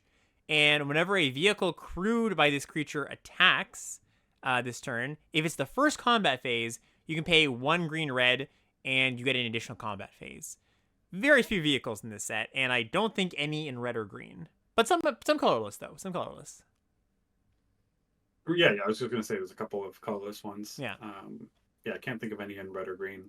But this is still it's pretty good stats for its body, right? Yeah, 3 mana, 4/3 reach. Like that's like a C plus basically. Yeah, that's what I gave it. You Yep. gave it a C. So Yeah, okay, fair enough. Yeah, I didn't vanilla test it well enough. Next up is Terra, Magical Adept. This is 1 red-green for a legendary wizard at Mythic. It's a 4/2. When it enters, you mill 5 cards. Put up to 1 enchantment card milled this way into your hand. Also has the ability 6 mana, 4 red-green, tap it. Exile Terra, return to the battlefield as its backside. Activate this only as a sorcery. Backside is Esperterra, which is a 6/6 flyer that has 4 chapters. The first 3 are create a token that's a copy of target non-legendary enchantment you control. It gains haste. If it's a saga, put up to 3 lore counters on it. Sacrifice it at the beginning of your next end step. 4th chapter is add white, white, blue, blue, black, black, red, red, green, green.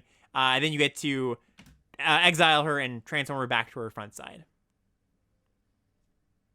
A lot of words on this card. A lot of words, yeah. So this is very much in line with Rydia. Is that what her name is? The green red signpost that reanimates sagas. So there's like a kind of a green red saga deck going on there. Kind of wants the same cards. I was reasonably impressed with a lot of the saga creatures. Yep. Yeah. No. Me too. Me too. Yeah. I have Terra at a B. You have her at a B+. Yeah. Just seems pretty good. Anything interesting to say about the backside? Oh, I guess just the worth noting, might not be super intuitive if you haven't played with a bunch of sagas, but when you put lore counters on sagas, like all the abilities will trigger. Like say you choose to put 3 lore counters, 1, 2, 3, those chapters will trigger, so you get them all at the same time. Next up is sorry. Nothing more to add. Yeah, nothing more to add. Sarah Farron up next. This is 1 green white for a 2/2 legend at rare. The first legendary creature you cast each turn costs 2 less to cast. At the beginning of combat on your turn, if you control 2 or more other legends, you make transform Sarah, and she turns into a legendary artifact that says the first legend you cast costs 2 less to cast each turn, and legendary creatures you control get +2/+2 static effect. So I had this card yesterday. I got it pretty late, and I was kind of in a green legendy kind of space, and I drafted it, and I was like, okay, now we want to pick up more legends, and I ended up just not playing it. Like I just felt like, this is like one of the weaker cards in my deck still. 3 mana 2/2 that you get a little bit of a discount on something, but then the backside is it's not even that big of a reward. I mean, sure, the legend is pumping a legend or 2 if you've got 2 on the battlefield. That's pretty solid, but yeah, big ask for a pretty low floor. Yeah, so what do you think the count you need is for this? Like, how many legends to play this? Like 8, probably. 10? Like 7 at a minimum, maybe. I think it's more than that. I was gonna say 10. Yeah. Okay. I was just using for that. I mean, it is almost all the legends are. There's only a couple at common, so you're looking at 10 other uncommon/rares. Mm-hmm. In your deck. So all in all, pretty tough to do. I gave it, like a build around D, which is close enough to an F for most people that it might even be an F. An insulting grade. Yeah, I mean, you can. There's the dream of going Zach Fair, 1-drop legend into 2-drop legend into this. But yeah, I agree. Not a great card. Yuna, Hope of Spira is up next. This is 3 white green for a 3/5 legend at Mythic. During your turn, Yuna and enchantment creatures you control have Trample, Lifelink, and Ward 2. At the beginning of your end step, return up to 1 target enchantment card from your graveyard to the battlefield with a finality counter on it. So I like having rares and mythics like this where they ask you to hone in on a particular card type a little bit more than you might. Yeah. I really like having these. You do need, again, just kind of like the last card we saw where you needed a bunch of legends, you do need a bunch of enchantments here. The number here is probably lower, though. Probably like 6 you're happy enough to play this. Yeah, I would say that too.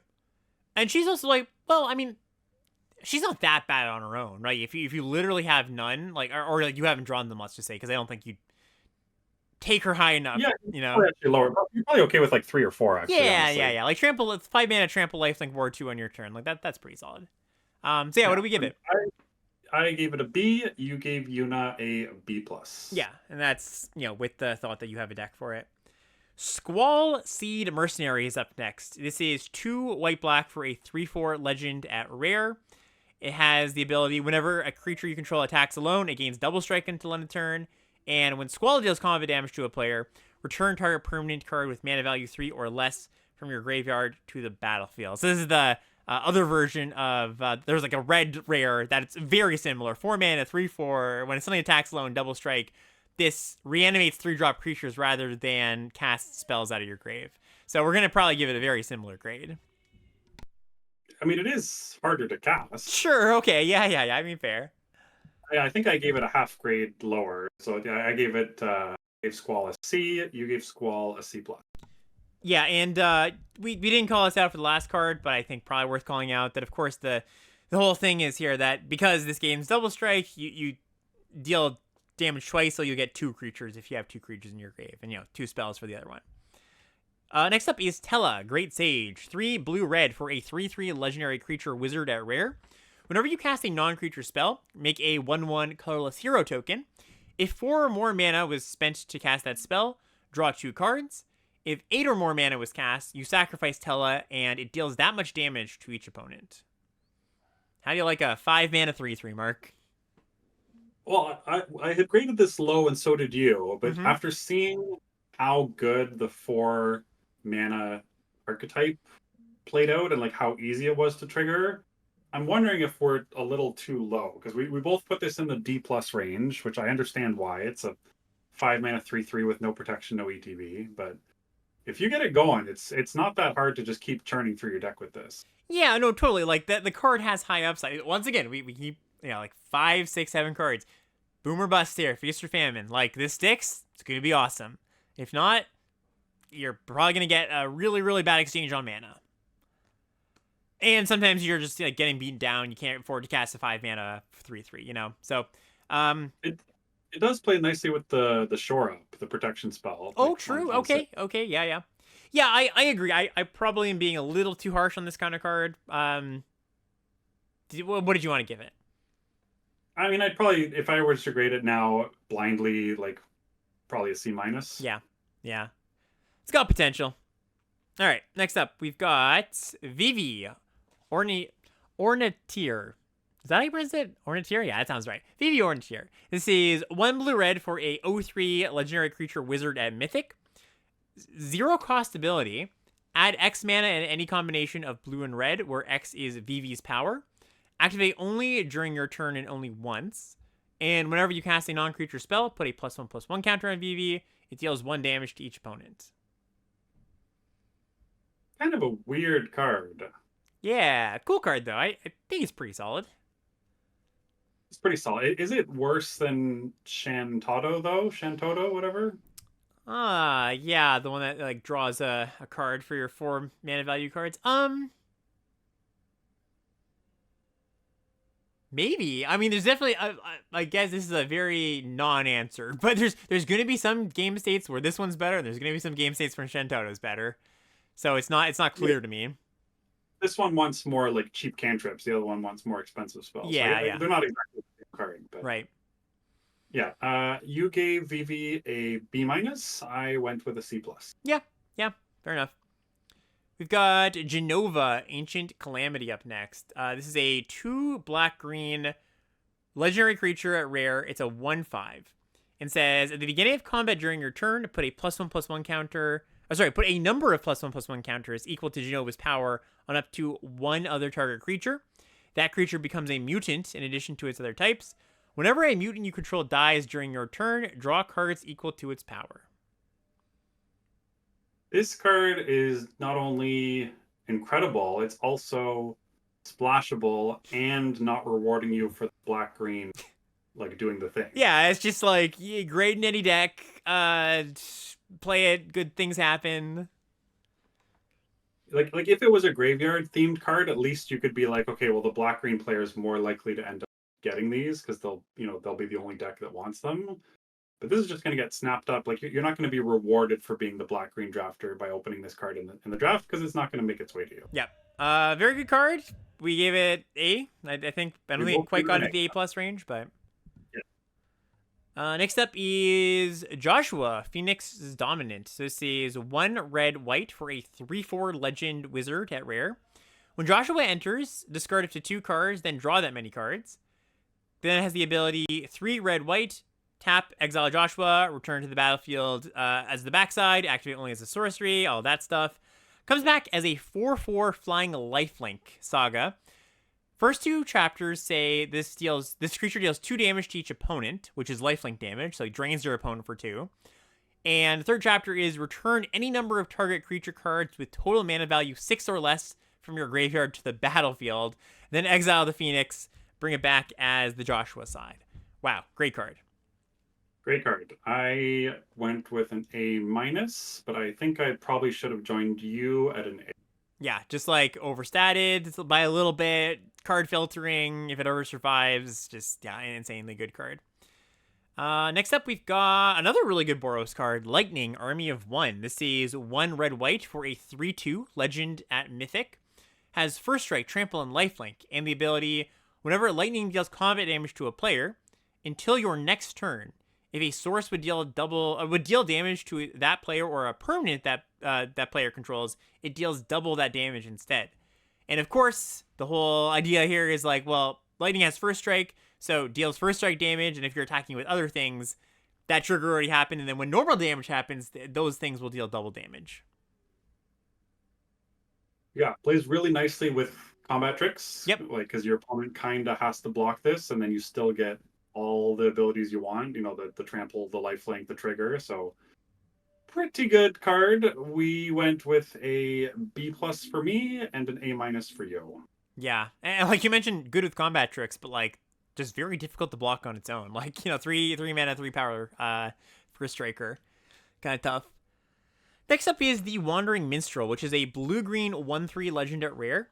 It says lands you control enter untapped, and says at the beginning of combat on your turn, if you control 5 or more towns, create a 2/2 elemental creature token that's all colors and has a 3 plus Wooburg ability, so 8 mana. Other creatures you control get +X until end of turn, where X is the number of towns you control. You need to have a lot of towns. Yeah, like what number are you thinking? 9? Like, it's... Yeah, that sounds about right. Either that, or this is just like you're considering this a 1/3 that sometimes does something in the late game. Although, for what it's worth, like it's just a 1/3, which isn't the worst, and it is pretty good still in the late game. There are also quite a number of ways to search up lands that include towns. Right. So, but still, it's like it's almost to the point where it's too many. Like you don't actually want to play 9 if they're tapped lands. I mean, this makes it untapped, but if you don't draw this, you don't want to play 9 tapped lands in your control. Yeah. Weird card. It ended up being even worse than we graded it. We both gave it D+. Yeah, I mean, the nice thing is, at least, is this is the opposite of Genova, where this is definitely going to make its way to the town player at the table, right? Nobody else really wants this, so you might pick it up for free and it just throw it in a 2-drop slot. I got past one of these in blue green.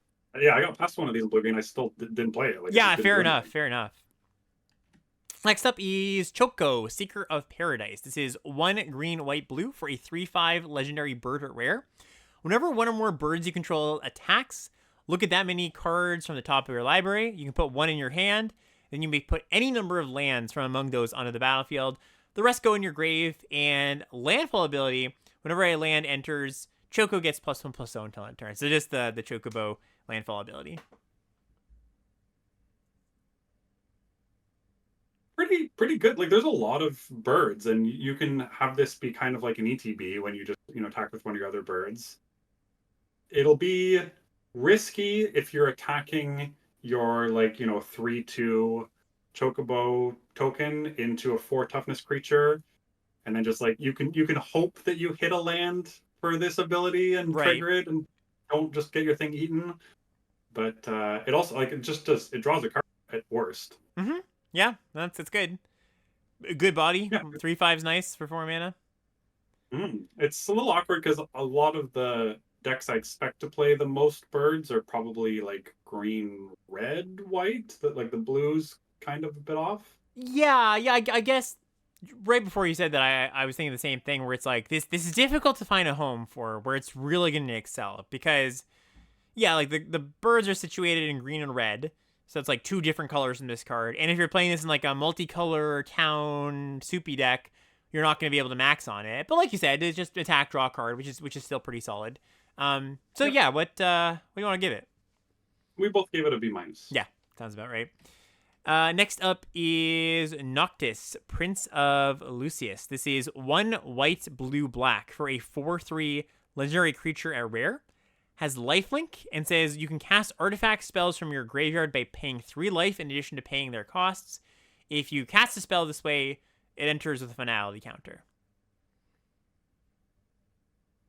Yeah, kind of hard to get going, and even if you do, 3 life is kind of steep. So you were lower on this than me, and I think I'd probably lean towards what you graded it. You went with a D plus. I gave it a C minus.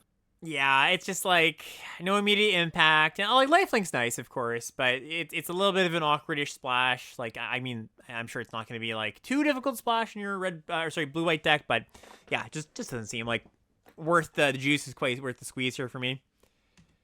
Next up is Kefka, Court Mage, which is a 2 blue, black, red, 4/5 legendary creature wizard at Mythic. When Kefka enters or attacks, each player discards a card. Then you draw a card for each card type among cards discarded this way. Also has an 8 mana ability, 8 colorless. Each opponent sacrifices a permanent of their choice. Then you transform Kefka, activate that only as a sorcery. Transforms into a 5/7 flyer that says whenever an opponent loses life during your turn, you draw that many cards. It's a lot of cards you could be drawing. It's a nice. It's not a guaranteed. Like it could even be a 2-for-1 or a 3-for-1 on the front side, assuming your opponent has a card in hand. There will be a number of times when both players discard a land, and then you only draw one. But getting the chance to draw 2, having them discard a card for a 5 mana 4/5 is great. You gave it an A minus. I gave it a B plus. Yeah. I mean, I think just if you evaluate this card as just the front side, it's still really, really good. And then the back side, yeah, you might activate it sometimes, but you also have to be worried about actually just like decking to that thing. So, not a May ability on the back side there. Sin, Spira's Punishment, or Spira's Punishment. 4 and Sultai, so 4 black, green, blue. 7 mana, legendary creature at rare. It's a 7/7 flyer. And it says, when Sin enters or attacks, exile a permanent card from your graveyard at random. Then create a tapped token that's a copy of that card. If the exiled card is a land card, you repeat this process. Okay, pretty good. Big thing to play in your big green decks. Yeah, guaranteed 2-for-1, potentially more. Yeah. Is the nice combination of colors for what you want to be doing for this. Like everything lines up, it makes sense. We both gave it a B plus. Yeah, nice card. Okay, moving on to some artifacts now. A lot of kind of not great equipment at rare, by the way. So we're going to kind of, I think, speed through a lot of these. Excalibur 2 is the first one. Single mana for a legendary equipment at rare. Whenever you gain life, put a charge counter on Excalibur 2. Equipped creature gets +1/+1 for each of those charge counters and equip cost of 3. I'm realizing how just, I got to step up my game for the next review because there's this and another card that you have also both graded an F, and I have gone with the D minus. Yeah, I've shed my cowardly facade, and I'm just giving Fs all over the place now. I'll step up my game for next time. Actually, according to Circovitz, in our post-set analysis, I actually give too many Fs for these kind of cards, but yeah, I don't think this one's particularly good. Next up is the Masamune. I hope I'm pronouncing that right. I'm not sure if I am. But this is 3 mana for a legendary artifact equipment at rare. As long as the equipped creature is attacking, it has first strike and must be blocked to Fable. Also has, the equipped creature has, if a creature dying causes a triggered ability of this creature or an emblem you own to trigger, that ability triggers an additional time. Equip cost of 2. Okay, so that's a weird thing, but basically if you, I'm trying to even parse this. So if a creature dying causes a triggered ability of this creature, so I think I missed that. So if you have a death trigger on this creature, basically, this one's considerable, but I think still not good. I thought this thing was still quite bad. So you're 2 grades higher than me on this. You gave it a D plus. I was close to give this an F. I give it a D minus. Yeah, because that's kind of the only, the last line of text there is not going to come up very much. I'm not gonna try to talk you up on it. I just felt like it might be better than an F. Back to the Like they're both. cowardly If self. you have a death touch creature, it's like Sure. Yeah. it Yeah. does comfort. But yeah. Yeah. Yeah. The Regalia up next. This is a 4-mana colorless legendary vehicle at rare. 4/4 haste crew 1. That's pretty good, right? 4 mana, 4/4 haste crew 1. That's good stats. When it attacks, you reveal cards from the top of your library until you reveal a land. Put that card onto the battlefield tapped, and the rest on the bottom of your library in a random order. Cool. I had this in one of my decks. It was. I thought it was going to be better. It was still very good. Didn't quite feel like the World Wagon did in Aether Drift, Oh though. yeah, yeah. I gave it an A minus. You gave it a B plus. Yep, yep. Sweet card. Next up is Magitech Scythe. This is a 4 mana equipment, and it's not in the set. Now we gotta go to the next one. This is Genji Glove. This is a 5 mana equipment at rare. Equipped creature has double strike, and whenever the equipped creature attacks, if it's the first combat phase this turn, untap it. After this phase, there's an additional combat phase. Equip cost is 3. Mega clunky. This is the other one I was referring to, where I should have just joined you. It's an F. Yeah, yeah, just super, super clunky. Ultima, Origin of Oblivion is up next. This is a 5 mana colorless creature, not an artifact. Legendary creature at rare. It's a 4/4 flyer. When it attacks, you put a blight counter on target land.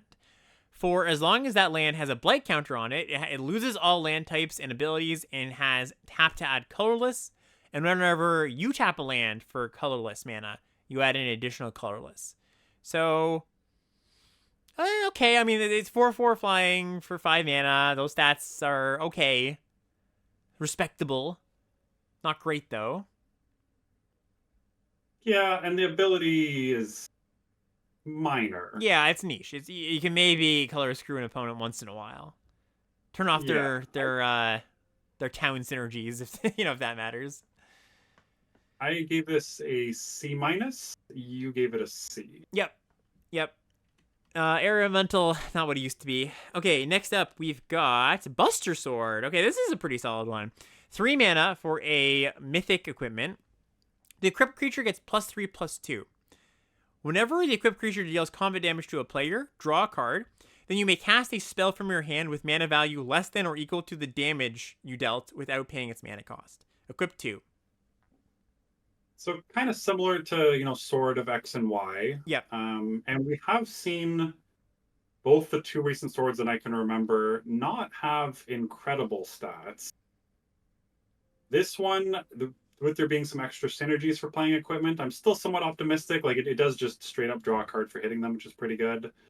But we still both gave it I would say, responsible B minus. Yeah, absolutely. Like this is the kind of card, like swords used to be like some of the better cards. Like you want to open and limited, and I think it just a little bit clunky to play it and equip it. Removal, instant speed removals. Really gets this kind of card, even though it has high upside. So, good card. Better than the equipment we've seen so far for sure.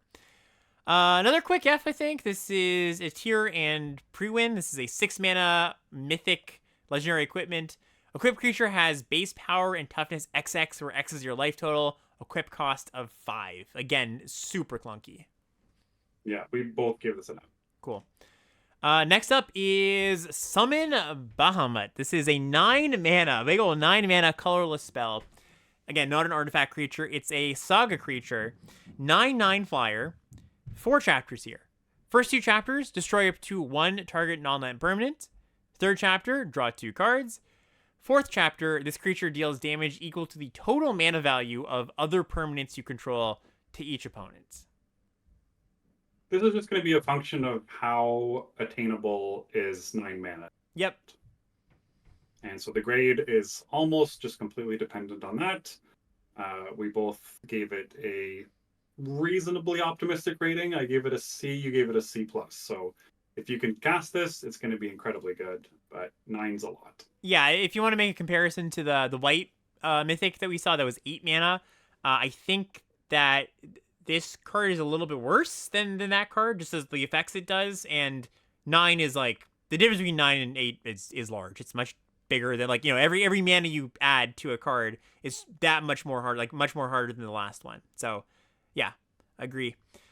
Now we've got some lands. So first up is Midgar, City of Mako. We got this cycle of adventure lands.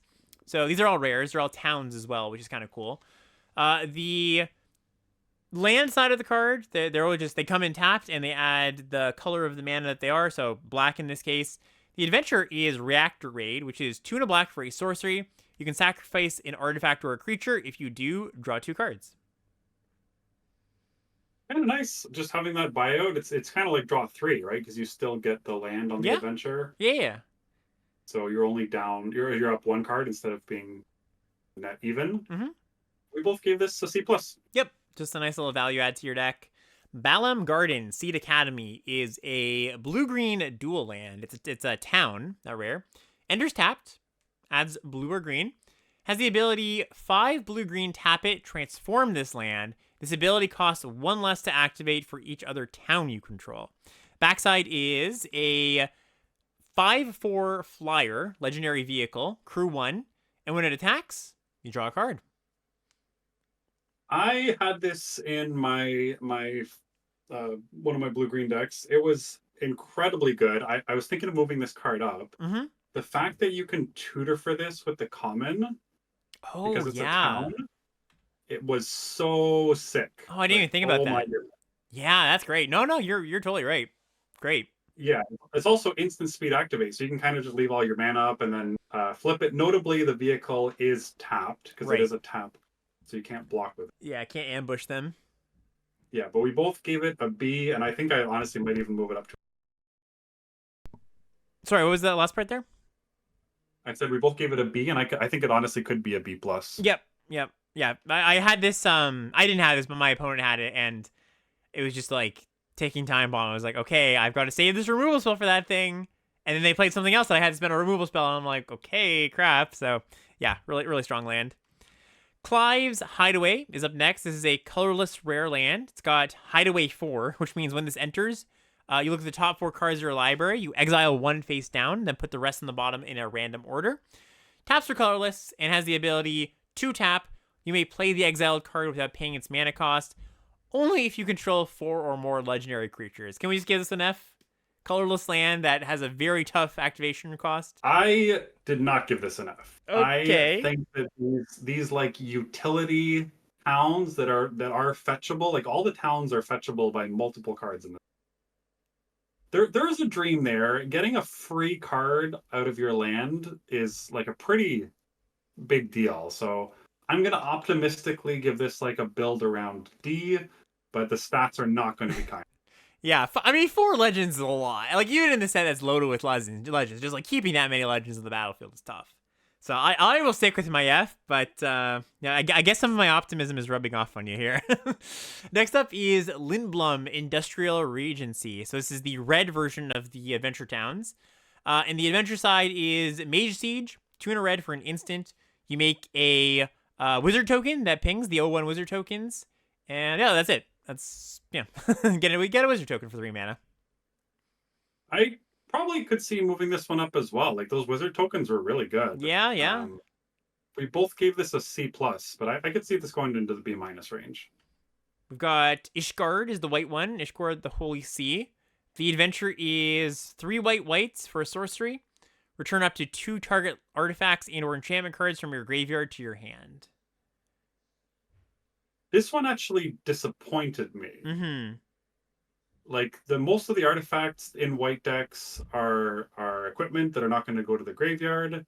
And, like, the tap land, I think, hurts more in white, where you're more likely to curve 1 through 5 or whatever. Right.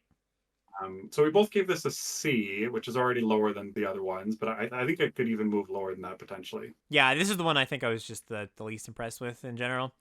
Starting Town up next, rare town land. Enters tapped unless it's your first, second, or third turn of the game. So enters untapped on the early turns. Taps add colorless, and tap pay a life, add a mana of any color. This card's just good, right? Like, I like this thing.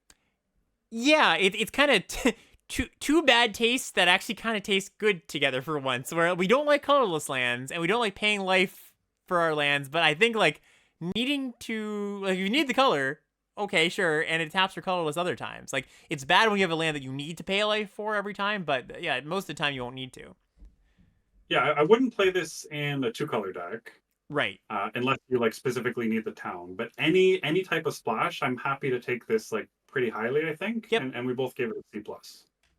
Next up is the blue adventure land, and the adventure is Overture. 4 blue, blue for a sorcery. Target opponent mills half their library rounded down. I said it was the least impressive, the white one, but I forgot about the blue one. Yeah, it's never gonna kill the opponent. So No, but it is a town in blue. sure, So yeah, like just being a tapped town island and completely ignoring the sorcery side of it.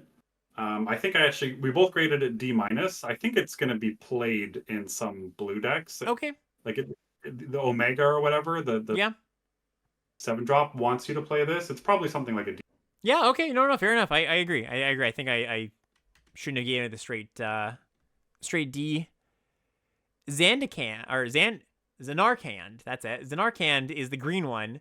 The adventure is 4 green green sorcery. Make a 1/1 hero token that you then put a +1/+1 counter on it for each land you control. This is a really nice one. 7/7 usually. Yeah, usually 7/7. On average 7/7. It could be smaller, could be bigger, but probably an average of 7.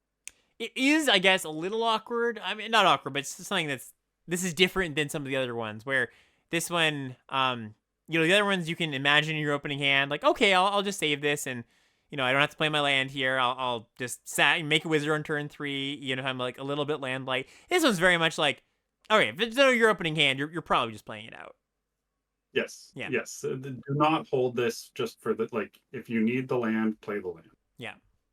Okay. We both gave it a B. Okay, so that's gonna bring us to we're done the rares and mythics in the main set now. That's gonna bring us to the special guests and sorry, not special guests, the bonus sheet. And just to reiterate, I said this at the beginning, but we're not doing all of them because they don't appear in every pack. They appear in a third of packs. We are gonna cover the uncommons though, because those are fairly you're gonna see them draft in, draft out.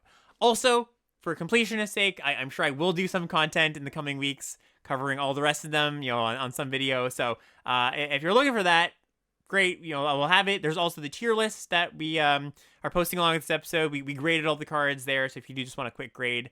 I don't know.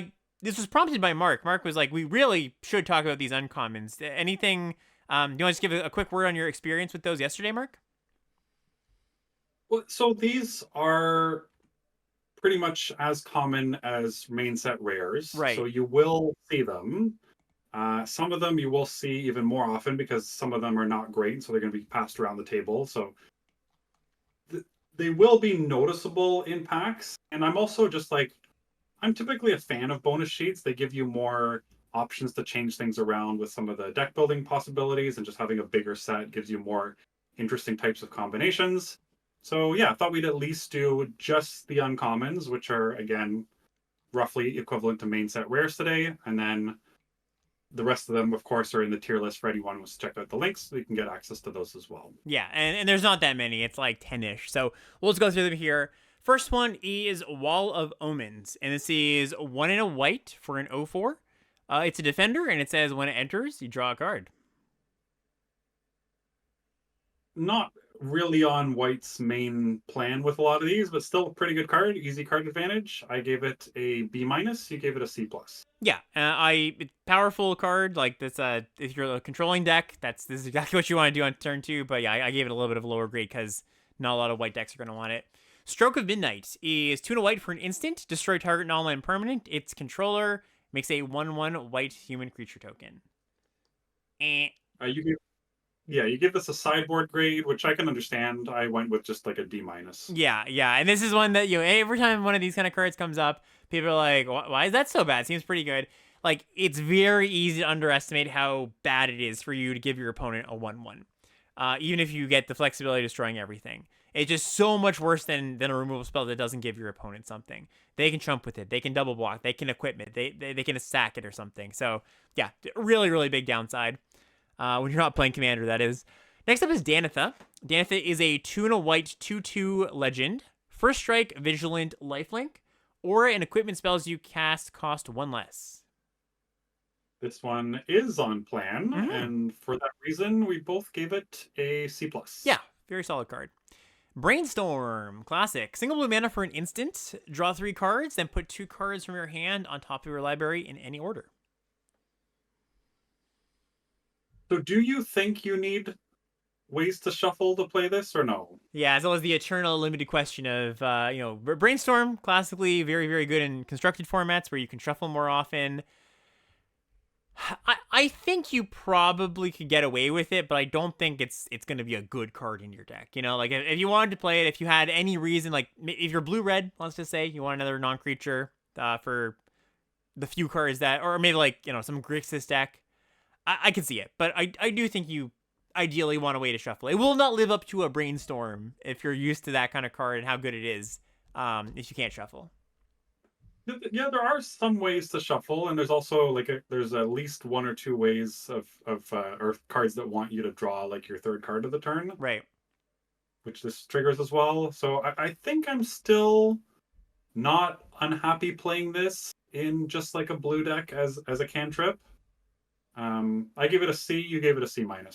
Yeah, and just to spell it out, by the way, for anybody who hasn't played with Brainstorm, the idea with shuffling is like you want to draw 3 cards. You put 2 you don't want back, and then you shuffle right there. So it's kind of like a very good card selection spell. Next up is Counterspell. Blue, instant. Counter target spell. It's a good one. Good card. You gave it a B minus. I give it a C plus. Yeah, great card. Lab Maniac. This is a cool one. So 2 and a blue for a 2/2 human wizard. If you would draw a card while your library has no cards in it, you win the game. Think you're going to be doing this at some point? Is there a way to abuse this? There's just a lot of self-mill. Yeah. Like 3s and 4s are mostly in blue-green, but I could see this being a real thing. Like, I still gave it a D. I don't think it's going to be that likely. Yeah. But you gave it a D plus, so we both think there's a chance. Yep. There's a chance. That's what that grade says. There's a chance. Fatal Push. Single black mana for an instant. Destroy target creature if it has mana value 2 or less. Or you destroy target creature mana value 4 or less if a permanent you control left the battlefield this turn. Yeah, really nice, efficient card, even if it's not super easy to revolt as it is constructed. We both gave this a C+. Yeah. Deadly Dispute. Black, 1 and a black for an instant. As an additional cost to cast this, sack a creature or an artifact. You draw 2 cards and create a treasure token. I think just unless I'm forgetting a card, like the best version of this effect they've printed. Just the 2 mana sack a thing. Sacking a treasure feels great. Getting your treasure back feels great. So yeah, I think in most black decks, I think you're just going to be happy playing this. I also am really interested in sacrificing some of the job selects after you've traded off the creature. Yeah, great. Because it's expensive to equip. This is a great way to turn those into relevant cardboard. I was slightly more optimistic on you with Deadly Dispute. I gave it a C+. You gave it a C. Yeah, also good in like black-red. It's a spell, keeps the gas churning. So, Sir Conrad the Grim. Ooh, this one might be a little controversial for some people. So this is 3 black for a 5/4 legendary creature. Whenever another creature dies, or a creature is put into a graveyard from anywhere other than the battlefield, or a creature leaves your graveyard, this deals 1 damage to each opponent, and has the ability 1 and a black, each player mills a card. I say it's controversial because this card first came out in Eldraine, original Eldraine. It was quite good there. It was like, considered a mythic uncommon, which I actually think, now that we have stats for Eldraine, it was actually quite a little bit worse than that. But people remember that, and every time Conrad's come back, they're like, oh, this card's so good, but it does suffer from the 5 mana, no ETB, no immediate effect, to some degree. It has, you can attack in combat, but I think this card is solid-ish, but not one of the better uncommons. It was also reprinted more recently than that too, wasn't it? Yeah, March of the Machine, maybe. Yeah, it was in a set in the last 2 years or something, and it was like not anything special there.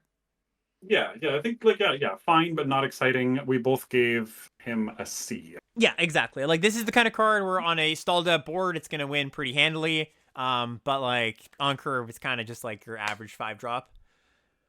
Or worse. Next up is another old classic, Lightning Bolt. Single red mana, instant. Deals 3 damage to any target.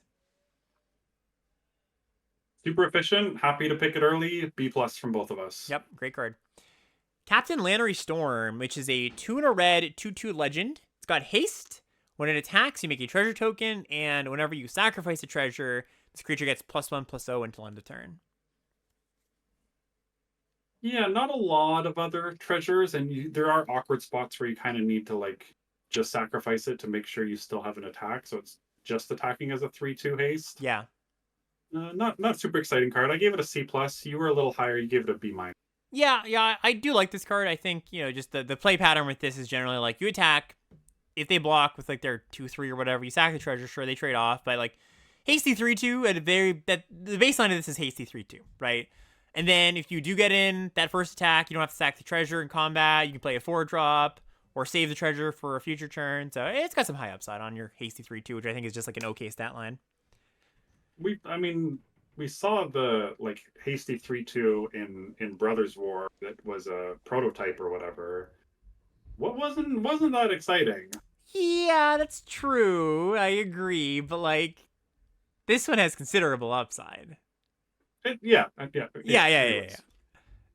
up the stage. Up next, this is 2 and a red for a sorcery.